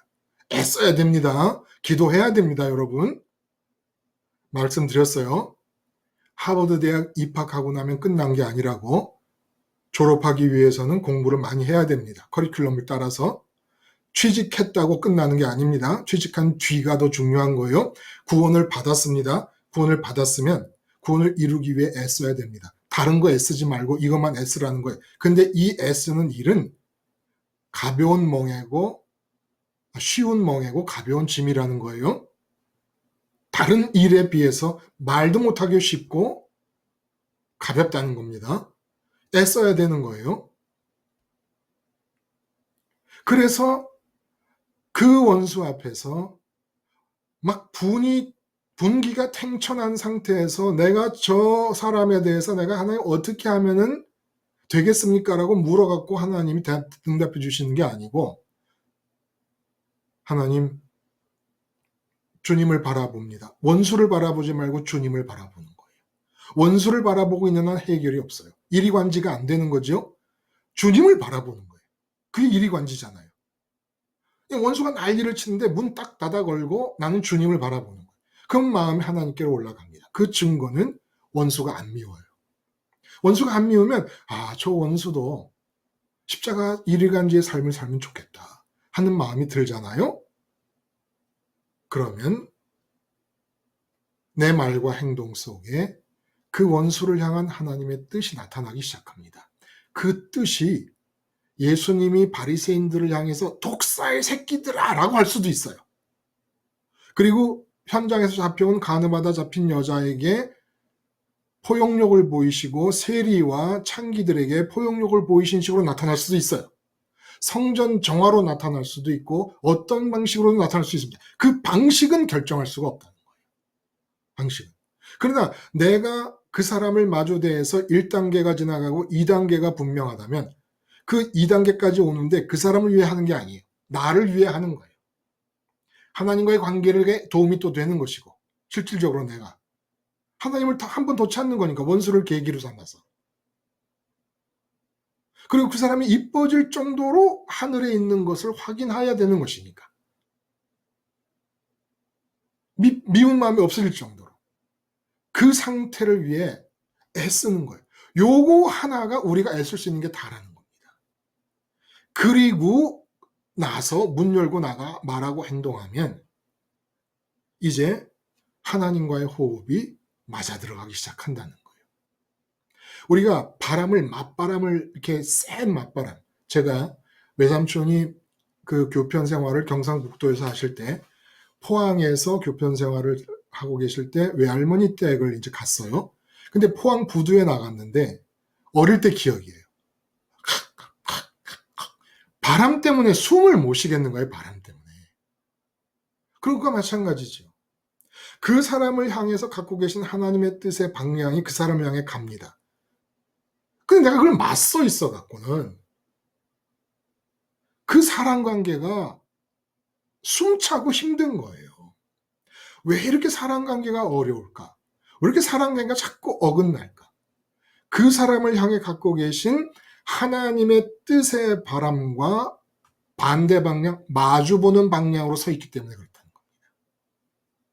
그러니까 숨이 차요. 사람 관계를 하기가. 근데 내가 1단계를 거쳐 외모에 대해 죽음으로써 마음이 하늘로 올라가서 천국 현실감 속에서 그 사람의 소중함, 그 알맹이, 인격의 알맹이 소중함을 느낍니다. 그리고 나서 두 번째 단계로 나와 똑같이 십자가 하나로 사는 삶을 살면 좋겠다라는 바람을 갖게 됩니다. 그러면 인간관계는 순탄해지는 거예요. 그 순탄이라는 게 상대방의 반응을 뜻하는 게 아닙니다. 내가 평강이 깨지지 않는 상태에서 관계할 수 있다는 거예요. 저쪽은 내가 그렇게 해서 하나님의 뜻을 담은 말과 행동을 했을 때 나를 더 적대시할 수도 있어요. 그래서 스테반스를 돌려 쳐 죽이는 거 아닙니까? 그래도 순탄한 거예요. 평강이 깨지지 않는다는 겁니다. 이게 1, 2, 3단계. 1, 2, 3단계 기억하기가 어렵지 않죠. 논리적으로 전개되는 거예요. 논리적으로. 십자가에서 죽는다. 죽는다는 게 뭐예요? 사람 관계에서 예수님 십자가에 죽는다는 것은 외모에 대해 죽는다는 겁니다. 눈에 보이고 귀에 들리는 모든 것에 그 말과 행동까지 포함해서. 그래서 내 마음은 하나님을 추구합니다. 그 사람으로부터 얻을 게 아무것도 없어요. 그러니까 남편이 있고 아내가 있으면 남편과 아내로부터 얻을 게 아무것도 없어야 되는 거예요. 그게 십자가 생활의 그리스도인입니다. 그렇게 되면 상대방에게 똑같이 나처럼 십자가 이리관지의 삶을 소원하게 됩니다. 하나님 긍휼히 여겨주셔서 십자가가 보이게 해주세요. 예수님 십자가가 보이게 해주세요. 그런 바람이 생기면 그 사람을 향한 하나님의 뜻이 십자가 얘기를 한마디도 안 할 수도 있어요. 그 순간에. 분명히 나는 내가 십자가에서 죽었고 예수님을 밝히 몸으로써 그 사람에게 십자가가 밝히 보이를 바라고 있는데도 1시간, 2시간, 3시간 대화 속에 십자가가 한마디도 안 나올 수도 있다는 거예요. 그러나 하나님의 뜻이고 하나님이 허락해 주신 행동일 수 있다는 겁니다. 꼭 십자가라는 단어가 중요한 게 아니라는 거예요. 문제는 지금 이 사람에게 말하고 싶으신 하나님의 뜻을 내가 전달하고 있느냐가 중요한 것이죠. 엄밀히 말하면 내가 십자가를 전하는 것도 아니에요. 십자가가 보이면 좋겠다는 바람을 갖는 거고, 이게 나처럼 이웃을 사랑하는 것이니까. 나처럼 이웃을 사랑하는 길이 뭡니까? 내게 제일 좋은 것을 상대방도 가졌으면 좋겠다는 거 아니에요? 이게 사랑 아니에요. 이게 사랑. 근데 왜 십자가를 나처럼 저 사람도 가졌으면 좋겠다는 바람을 안 갖는 줄 아십니까, 여러분이? 십자가가 아직 그렇게까지 좋은 것으로 여러분에게 경험되지 않고 있기 때문에. 그래서 다른 사람에게도 십자가가 이리관지의 그 하나의 이치가 되는 그런 삶이 이루어지기를 바라지 않게 되는 거예요. 정말 나는 오직 예수 그리스도가 십자가에 못 박히신 것만을 자랑한다 하는 그런 자랑처럼 사도 바울처럼 자랑을 할 정도로 십자가가 좋으면 그런 바람을 안 가질 수가 없죠. 그런 바람을 갖잖아요. 그러면 하나님과의 호흡이 맞아 들어갑니다. 인간관계에 숨 가쁠 일이 없다는 거예요. 숨이 콱콱 막힐 일이 없다는 겁니다. 자, 여기서 관계라고 하는 이 말이 가지고 있는 의미를 한번 좀 깊이 들여다보면 좋겠어요. 관계. 먼저 이 관계라는 말의 의미를 들여다보기 전에 그 인간관계 바이블의 마지막 단계를 얘기하자면 이제 이 상태까지 됐잖아요. 십자가를 바라봄으로써 외모에 대해 죽고 내 마음은 천국 현실감을 갖게 되고 그럼 그 사람이 이쁘게 보입니다. 그러면 그 사람이 십자가를 생활화를 하기를 바라게 되고 그러면 하나님의 뜻이 내 말과 행동을 통해 나타날 수 있어요. 네 번째 단계는 그렇게 되었을 때 내가 만나는 인간관계는 단 하나의 경우도 예외 없이 하나님이 절대적인 주권으로 이끌어 가신다는 겁니다. 하나님이 만나게 하는 사람만 만나게 된다는 거예요. 그게 두 번째 설교의 주제였어요. 자, 이게 얘기를 하기 전에, 얘기를 좀 더 깊이 하기 전에 먼저 관계라고 하는 것에 대해서 좀 우리가 좀 들여다보고 싶어요. 좀 속을 들여다보고 싶어요. 한자가 의미를 포함시켜서 의미를 담고 있는 그림으로 문자를 만들었기 때문에 참 우린 보통 때 아무 의식 없이 쓰는 단어에 깊은 의미를 알게 하는 데 도움이 참 많이 됩니다. 그래서 어떤 단어가 일단 그 중요한 문제가 되면 저는 반드시 모든 사전을 다 찾아봅니다. 근데 관계라고 하는 그 한자는 여러분 잘 아시는 대로 문문자 안에 실꿰 관자가 들어가 있는 거예요. 실꿰 관자라는 거는 우리가 배틀에서 배를 짜거나 모시를 짜거나 명주를 짤 때 북이라는 게 있잖아요. 북. 이렇게 배 모양으로 된, 나룻배 모양으로 된 북이 있는데 그 북 가운데가 움푹 패여가지고 실을 감은 실패를 거기다 끼웁니다. 그리고 그 실패에서 실을 빼는 구멍이 있어요. 그 실 빼는 구멍이 조그맣게 나 있는데 그 구멍으로 실을 꿰는 게 실꿰 관자라는 거예요. 문문자에 실꿰 관자가 들어있다. 이게 어떤 의미겠습니까?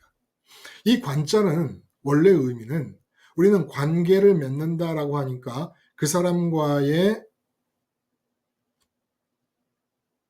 사이를 트는 거를 말하는 거잖아요. 그렇죠? 관계를 갖는다는 거는. 그러니까 관자가 그런 쪽의 의미라고 생각해요. 아니 근데 관자는 닫는다, 잠근다, 심지어는 감금한다라는 뜻이 있습니다. 그러니까 실깰 관자는 어떤 의미가 되겠습니까?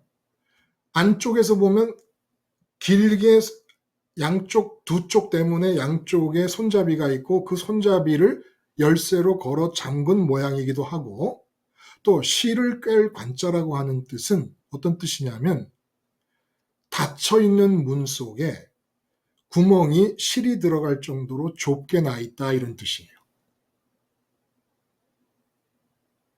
그리고 개자는 그냥 맺는다, 엮는다, 묶는다라는 뜻입니다. 그럼 뭘까요? 예를 들어 내가 한 남자와 결혼을 했다. 그럼 관계가 맺혀진 거잖아요. 그럼 그 관계를 한번 생각해 보세요, 여러분. 지구 위에 현재 75억이니까 70억이라고 계산하기 편하게 70억이라고 했을 때 30억 명의 남자가 있습니다. 30억 명의 남자 중에서 한 남자가 내 남편입니다. 그러므로 남편 관계, 아내 관계라는 것은 문이 닫혀 있는 거예요. 문이 닫혀 있는 중에 바늘 하나, 실 하나가 겨우 들어갈 수 있는 좁은 문을 통해서 그 사람이 내 안으로 들어왔을 때 관계가 형성이 되는 겁니다. 내가 회사에 갔더니 영업부에 취직을 했는데 영업부 직속 대리가 있어요. 그러면 내 바로 위에 있는 이 김 대리님이 대한민국만 해도 수백만 명의 직장인이 있는 중에 내 직속 상관으로서 한 명 있는 사람입니다. 그럼 내 직속 상관으로서의 관계가 어떻게 이루어진 겁니까? 문이 굳건히 닫혀 있는 중에 바늘 하나 들어갈 수 있는 틈새로 이 사람이 들어와서 나랑 관계를 맺고 있는 거예요, 지금. 자식도 마찬가지입니다. 몸이 있고 영이 있습니다. 몸이 수정체를 이루고 인간의 형태를 띠는 것은 하나님께서 그 몸으로 보낼 영이 있기 때문입니다. 하나님께서 준비시켜놓은 영이 있기 때문에. 그럼 그 영이 몸을 입는 거죠. 그렇게 볼 때 이 영이 내 자식으로 태어나 관계를 맺기 위해서는 굳건히 닫혀있는 문틈 바늘구멍 사이로 들어와서 관계가 맺혀지는 겁니다. 그런데 굳건히 닫혀져 있는 문에 바늘구멍 같은 구멍을 두고 있는 것, 이게 뭐예요? 세관에도 출입국 관리 관문에서도 비행기에서 막 수백 명이 내리면 수백 명이 내려오는 복도가 넓다가 실제 미국으로 들어가는 출입국 그 관리 관문을 통과할 때는 한 사람씩 들어갑니다. 이 관문이에요. 항상 닫혀 있고 바늘구멍 같이 구멍을 열어놓습니다. 이게 나라를 들어갈 때뿐만 아니라 인간관계에서도 마찬가지라는 거예요. 그런데 이렇게 인간관계를 하면서 닫혀져 있는 문의 좁은 구멍이 뭡니까? 내 기준, 외모에 대한 편견, 선입견, 이런 것들이 굳건히 닫혀 있는 문으로 만들어 놓고 바늘구멍의 구멍을 통하여 사람을 받아들이고 안 받아들이고 함으로써 관계가 맺어진다는 거예요. 내 마음에 안 들어, 든다 안 든다가 뭡니까? 내 생애 속에 포함을 시키려고 안쪽으로 들여보내느냐 안 들여보내느냐라는 얘기거든요. 마음에 든다라는 말은 내 마음에 들여놓겠다, 내 마음에 안 들여놓겠다, 이런 뜻이에요. 아, 그 사람 말이야 마음에 안 들어. 그 사람하고 관계하고 싶지 않다는 얘기죠. 구멍이 요만한 바늘구멍만 합니다. 근데 문제는 뭐냐? 십자가에서 죽잖아요. 문이 없어져 버리는 거예요. 문이. 그동안은 바늘구멍만한 구멍만 터놓고 꽉꽉 막아놨습니다. 근데 십자가에서 죽어버리면 외모에 대한 기준, 편견, 선입견, 고정관념이 사라지면서 구멍이 아니라 아예 문 자체가 없어져 버립니다. 벌판이 돼버리는 거예요. 마치 멕시코 국경에서 멕시코인들이 미국으로 밀입국하는 것 때문에 미국이 예산을 엄청나게 쓰고 있지 않습니까? 근데 어느 날 갑자기 그 트럼프 대통령이 벽을 세운다고 했어요. 벽을 세우는 게 아니라 그동안 막혀 있었던 가시철조망까지도 다 없애버리는 것과 똑같은 거예요. 그리고 국경 수비대를 없애버리고 국경 관문을 없애버리는 것과 똑같다는 겁니다.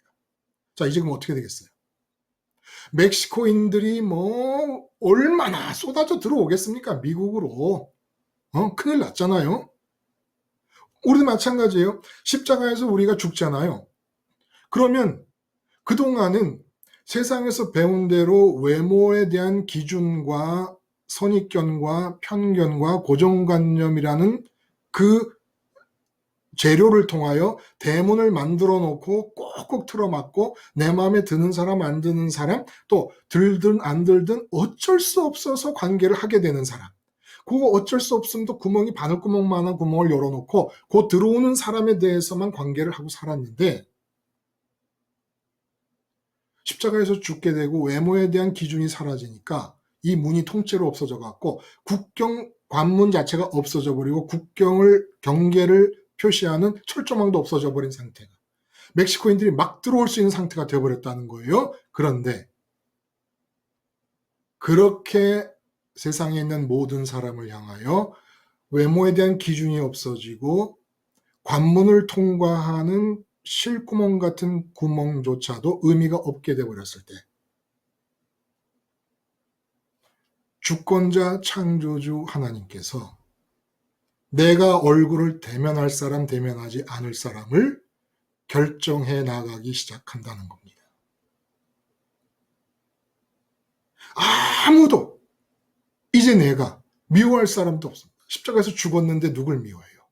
누구와 갈등을 빚어요? 오히려 모든 사람이 심지어는 사형수로 결정되는 연쇄살인범에 대해서도 연쇄살인마라고 하는 저 사람의 묘사 모두가 다 외모에 속하는 것임을 압니다. 그리고 그 외모에 의해서 규정될 수밖에 없는 삶의 질곡을 겪었습니다. 그래서 마땅히 세상의 법은 법대로 집행이 돼야 돼요. 그거 인정합니다. 그러면서 그 인격의 핵심인 영혼에 대해서 긍휼히 여기는 마음이 생겨요. 그러니까 내가 기업을 운영한다 그러면 전과자에 대해 편견이 없어지는 거예요. 그럼 전과자들이 막 들어올 거 아니에요. 소문에 소문을 타고 이 회사는 전과자 가리지 않더라. 월급도 좋더라. 그럼 막 들어올 수 있지 않습니까? 그런데 내가 그리스도인일 때 십자가 이리관지를 하는 사람일 때 단 한 명의 전과자도 하나님의 주권이 허락하지 않았는데 저 회사는 전과자를 마음대로 받아들인다더라 해서 소문을 듣고 들어올 수 있는 사람이 아무도 없다는 거예요. 만약에 그 소문을 듣고 100명을 뽑는데 100명이 다 전과자가 왔다 그러면 그 소문 때문에 그런 게 아니라 하나님의 주권이 100명 전과자를 보낸 것입니다. 하나님의 주권이 적용되지 않고 하나님의 주권에 의해서 나를 대면할 사람을 선정되는 과정을 겪지 않았다면 한 명도 내 앞에 얼굴을 대면하여 나타날 사람이 없다는 거예요.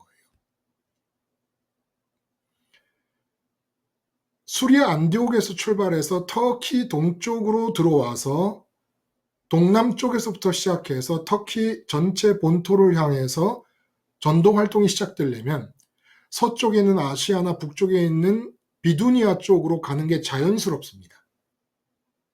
근데 자연스럽다는 게 뭐예요? 내게 가까이 있는 사람일 경우 관계할 수밖에 없다는 게 자연스러운 거 아니겠습니까? 이유가 안 된다는 거예요. 가깝기 때문에 관계하는 게 아니라는 겁니다.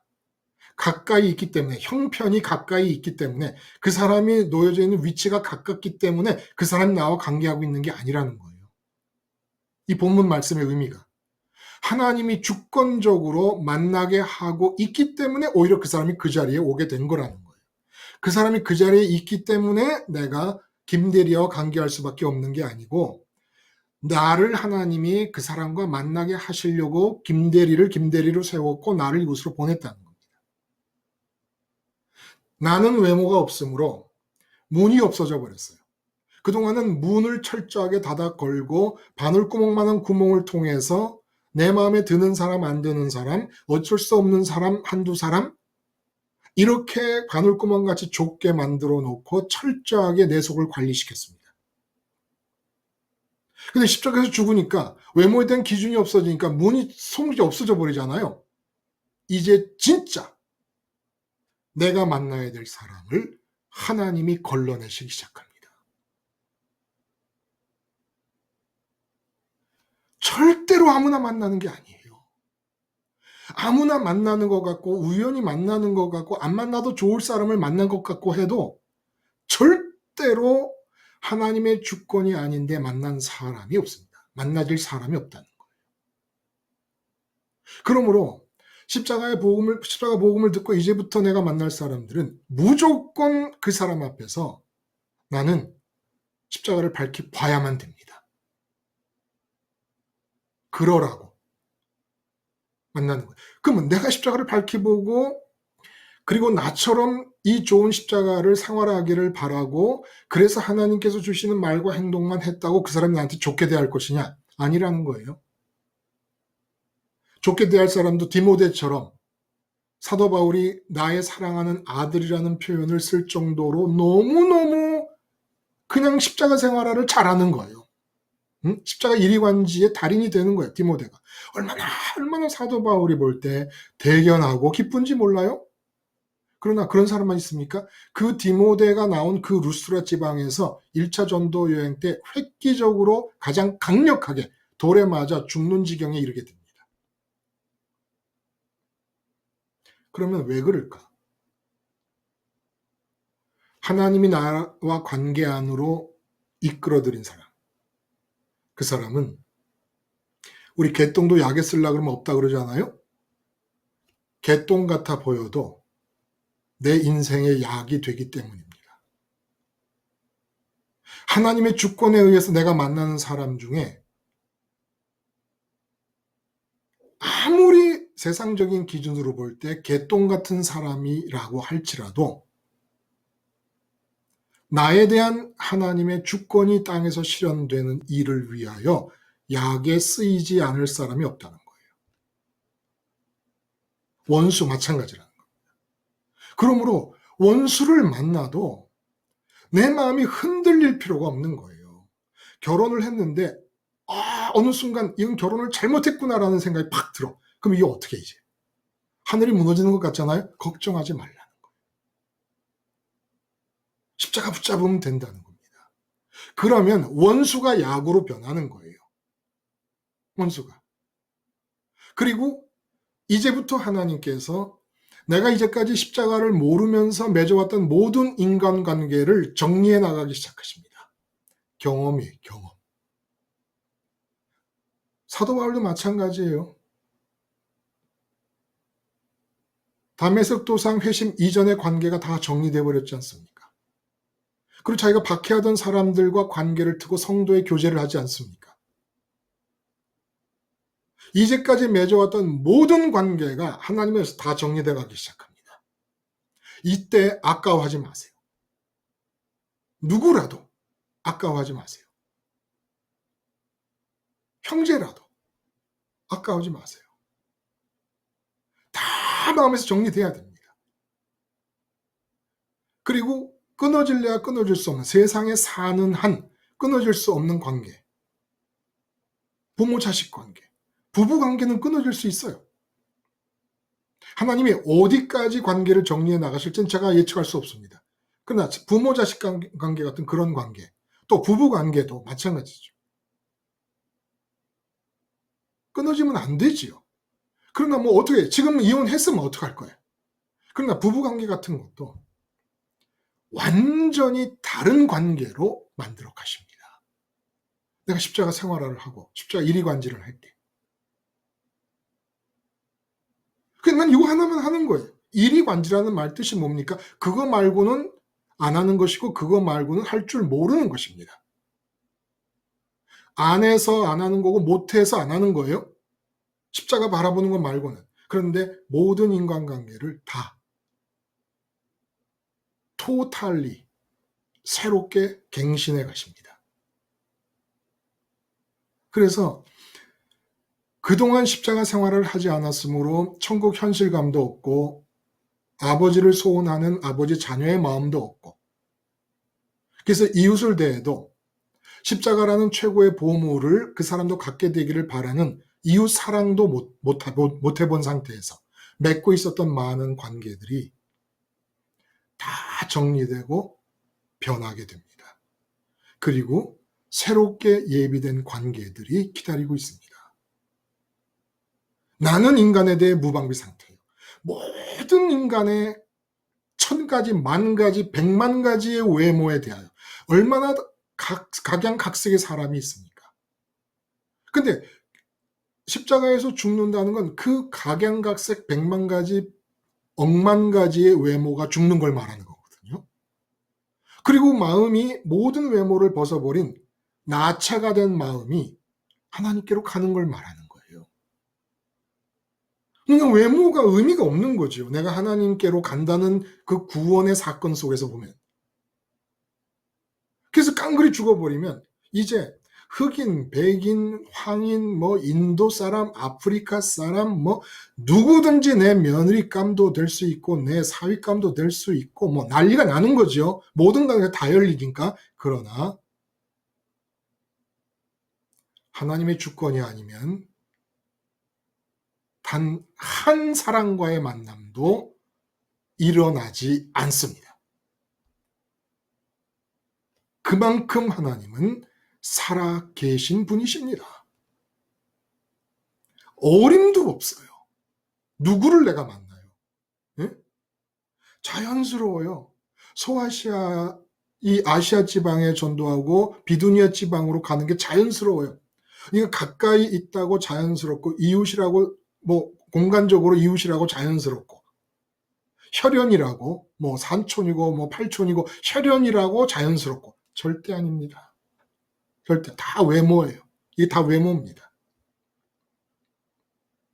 그래서 좀 심각하게 얘기하자면 지금 아내가 진짜 하나님이 내게 베풀어 주신 아내인지 남편인지 한번 알아보기 위해서라도 그 아내와 남편 앞에서 철저하게 십자가로 죽으세요. 그러면 만약에 아니면 하나님이 그럼 갈라세우십니까? 그렇게까지는 제가 얘기할 수 있겠습니까? 또 자식이 이미 태어났는데, 예? 이게 끊을 수 없는 관계로 자식이 태어났는데, 그러나 분명한 것은 내가 아무리 십자가 생활을 잘해도 하나님 뜻이 아니라면 남편도 아내도 십자가를 안 받아들이고 말 거예요. 그건 보장만.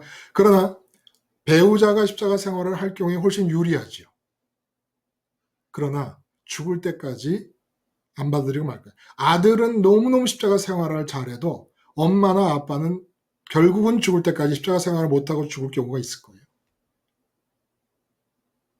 그러면 이 모든 관계를 십자가 생활을 하는 사람으로서 십자가 생활을 바라는 입장에서 그분들이 죽을 때까지 적어도 내가 할 수 있는 것은 하나님이 원하시는 말과 행동을 할 수 있다는 거예요. 내가 할 수 있는 게 그게 최선 아닙니까? 아, 우리 엄마 아빠 뭐 믿게 해주세요. 믿게 해주세요라고 하지 말고 우선 너나 잘 믿으세요. 너나 잘 믿으세요. 그래서 부모님을 대하면 진짜 하나님의 뜻과 행동이 나올 수 있을 정도로 준비됐냐는 거예요. 아니, 하나님의 뜻과 하나님의 그 갖고 계신 생각이 부모님을 향해 갖고 있는 게 있음에도 불구하고 내가 하나도 중간에서 전달을 못할 형편인데도 우리 아버지 하나님 믿게만 해달라고. 항상 인간관계의 첫 번째는 내가 하나님께로 올라가고 있느냐, 하나님에게만 충족과 만족을 기대하고 있느냐. 그래서 만나게 되는 인간은 외모가 어떻든지 어떤 것도 기대하지 않고 있느냐. 이게 첫 번째고, 두 번째, 어떤 것도 기대하지 않는다면 증거가 그 사람이 밉지 않느냐, 그 사람이 싫지 않느냐 확인하라는 겁니다. 그리고 나서 그 사람에게 나와 똑같은 십자가 생활화가 이루어지기를 바라면 그때부터 하나님 어떻게 해주세요 해주지 않아도 하나님이 그 사람에게 하고 싶으신 생각과 뜻들이, 갖고 계신 뜻들이 나를 통해 나타난다는 겁니다. 자기도 구원 못 받게 생겼어요. 자기도. 마음을 다 옆에 있는 사람들 관계에 다 뺏기니까. 아내라서 뺏기고 남편 뺏기고 자식이라서 뺏기고. 근데 뺏기는 걸 다 자연스럽게 생각해. 사도 바울 전도팀이 수리아 안디옥에서 시작해가지고 아시아 지역과 비두니 지역을 선교하는 게 자연스러운 것처럼 그렇게 내가 부모님과 자녀와 가까이 있는 사람들에게 마음을 뺏기고 직장의 동료들에게 마음을 뺏기는 것을 자연스럽게 생각해요.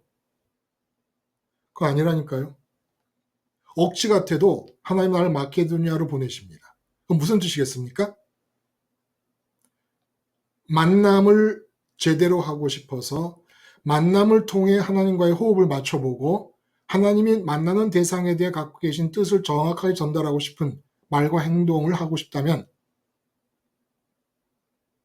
십자가 이리관지의 그리스도인이 우선이라는 겁니다. 이거 말고 지금 우리가 함께 나누는 이 이야기 말고 인간관계를 더 잘할 수 있는 길은 세상에 존재하지 않습니다. 어떤 인간관계 박사도 어떤 인간관계의 무슨 스타 강사도 다 거짓이에요. 다 거짓이에요.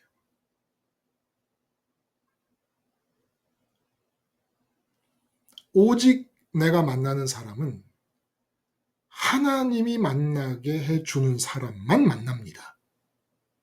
그러므로 부부도 매일 아침 만날 때 십자가에서 죽어서 세상을 떠나 아버지를 현실로 느끼고 어떤 외모에도 흔들림이 없는 상태가 된 뒤에 누구를 만나도 십자가 생활화를 바랄 수 있는 상태가 돼서 아내를 만나요. 그러면 그 아내가 진짜 아내입니다. 아까 제가 그랬잖아요. 아버지 뜻으로 결혼을 했는지 안 했는지 확인해 볼 필요가 있다. 이렇게까지 얘기할 수 있어요. 내가 십자가 생활화를 안 하고 배우자를 만나면 하나님이 원하시는 배우자 관계가 아닌 겁니다. 적어도 나는 십자가 생활화를 하는 상태에서 십자가 이리관지의 상태에서 배우자를 만나야 진짜 하나님이 원하시는 부부관계의 관계를 실현해 나갈 수 있으니까. 천하의 모든 부부는 아직 하나님이 본래 그려놓으신 그 부부관계를 못하고 있는 거예요. 하나님이 본래 그려놓으신 그 부모-자식 관계를 못하고 있는 거예요. 하나님이 본래 그려놓으신 그 이웃관계를 못하고 있는 겁니다. 전부 이 세상에서 배운 대로 기준과 편견과 선입견과 고정관념을 통하여 문을 만들어 놓고 바늘구멍만한 구멍을 열어놓고 사람을 들여보내는 거예요. 근데 왜 불행한 줄 아십니까? 그렇게 엄선하는데? 엄선하잖아요. 그리고 부둣불 들여놓을 때는 정말 더 귀중한 건 뭐예요? 밥 먹고 살아야 되니까 부둣불 들여놓는 사람이 또 있는 거예요. 그렇게 엄선하는 거예요. 좁은 구멍으로. 왜 불행합니까? 내가 열어놓은 바늘구멍으로 들여놓고 관계하는 모든 사람들은 내 안에 들어오면서 어떤 사람으로 변하는 줄 아세요? 어떤 사람으로 변할까요? 내가 뚫어놓은 관문, 내 기준에 맞는 것. 근데 부둣불도 내 기준에 맞기 때문에 그래요. 내 기준에 맞기 때문에 무슨 얘기입니까? 취직을 해서 먹고 살아야 되니까.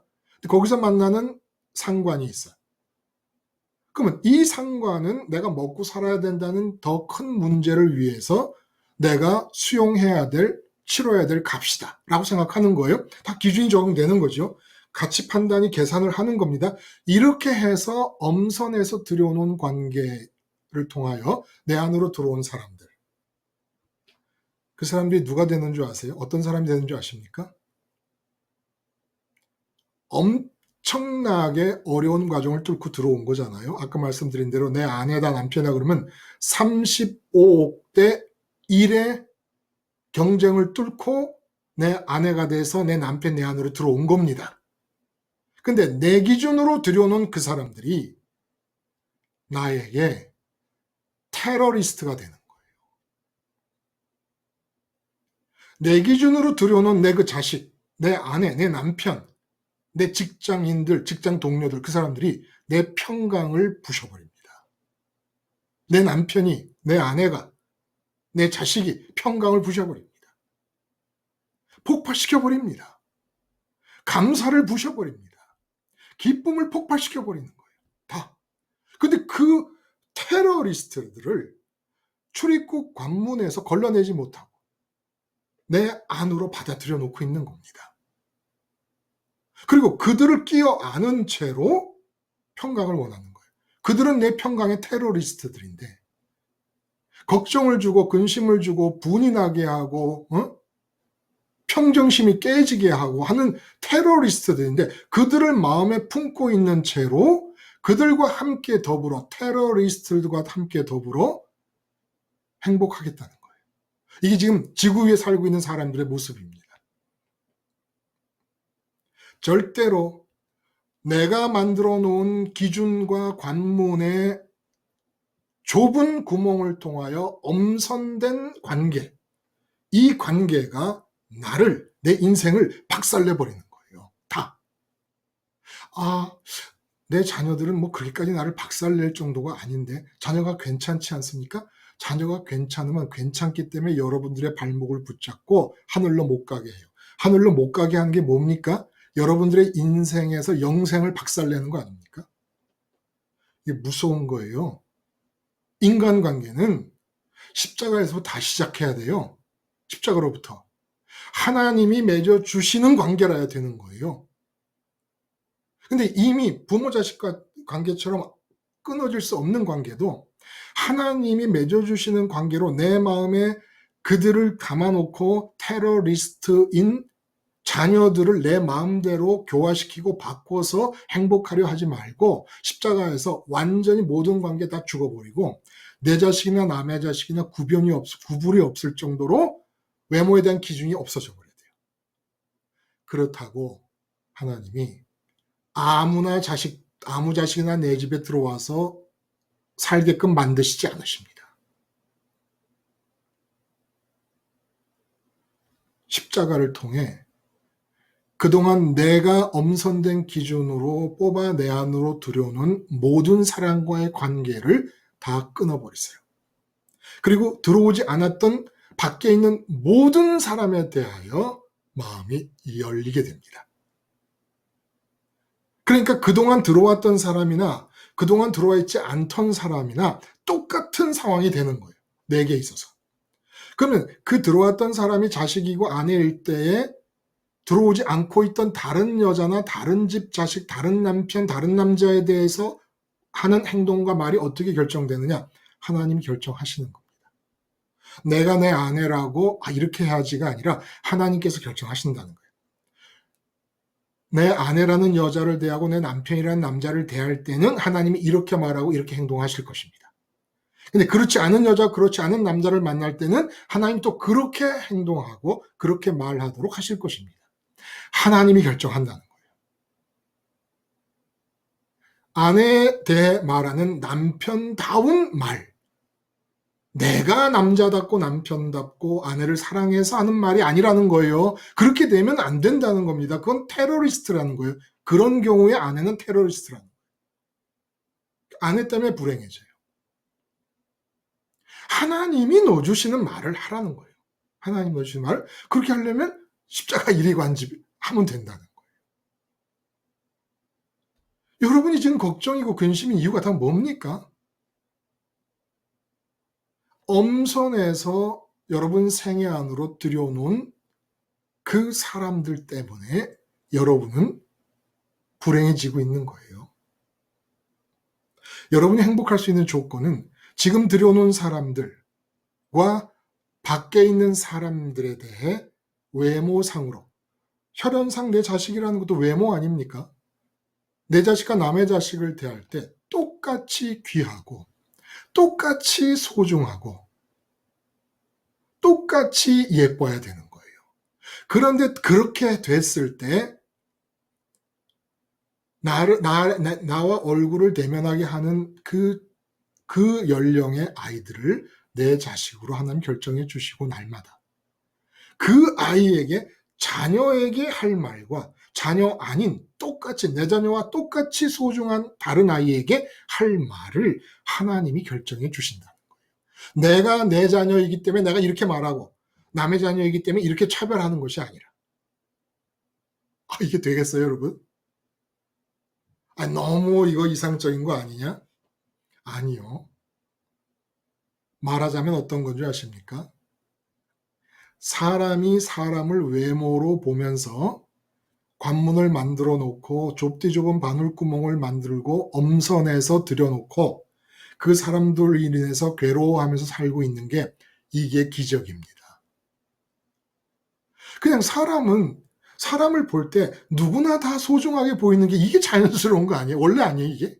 그리고 이게 더 쉬운 거고.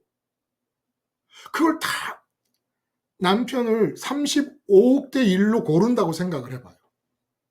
그런 삶을 산다고 생각해봐요. 내가 기준을 가지고 엄선해서 관계를 맺으며 산다는 생각을 한번 해봐요. 그게 인간으로서 할 수 있는 일입니까?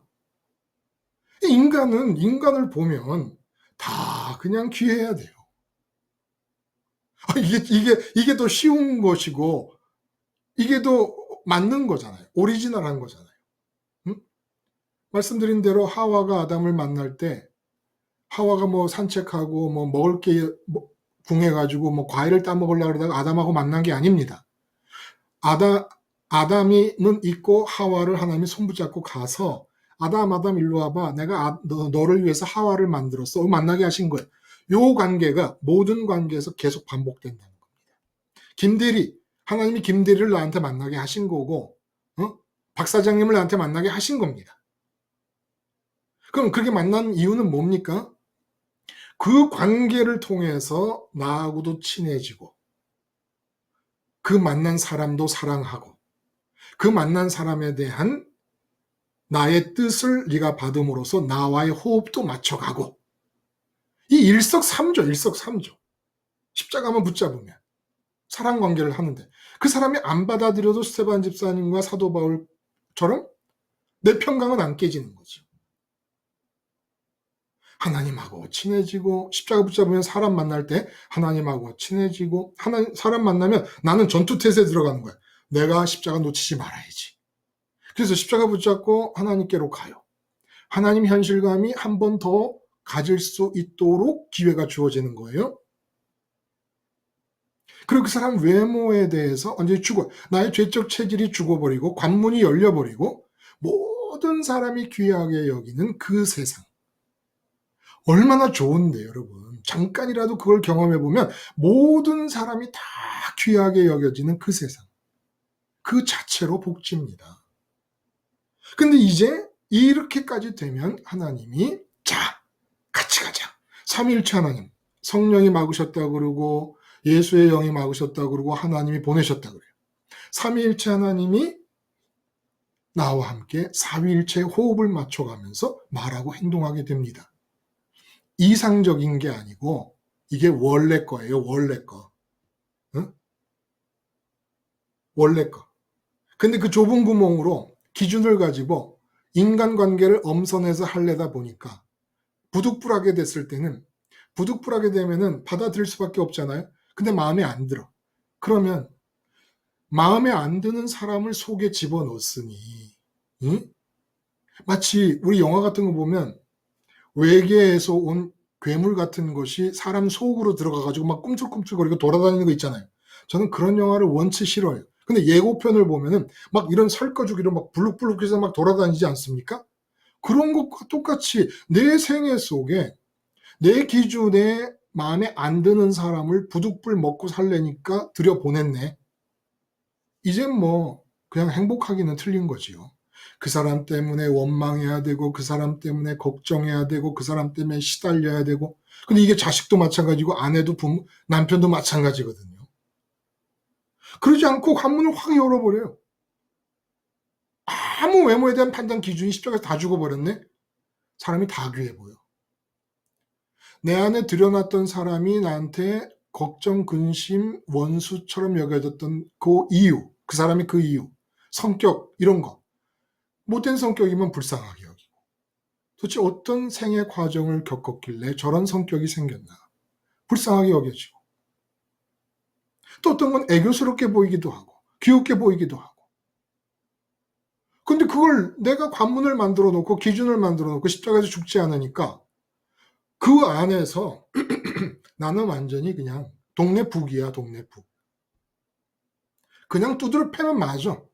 그러니까 걱정, 근심, 불안, 분노, 억울함, 뭐 온갖 감정이 다 생기는 거예요. 인간관계에서.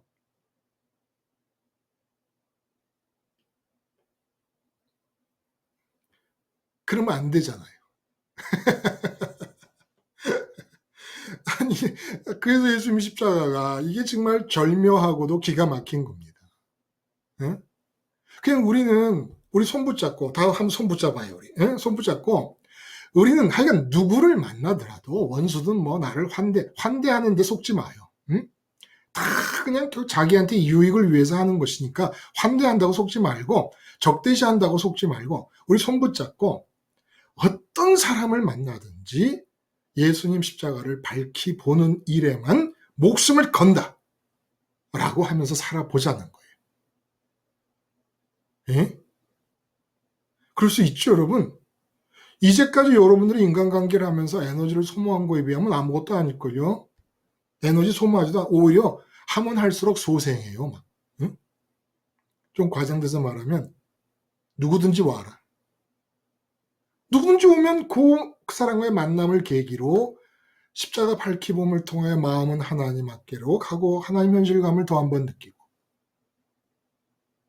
외모의 관문이 다 사라져버리고 모든 사람이 소중하게 여겨지는 놀라운 신세계를 경험하고 그 사람을 위해서 십자가 생활화가 이루어지기를 기도하는 이웃 사랑을 하게 되면 삼위일체 하나님과 내가 사위일체로 호흡을 척척 맞춰가게 되니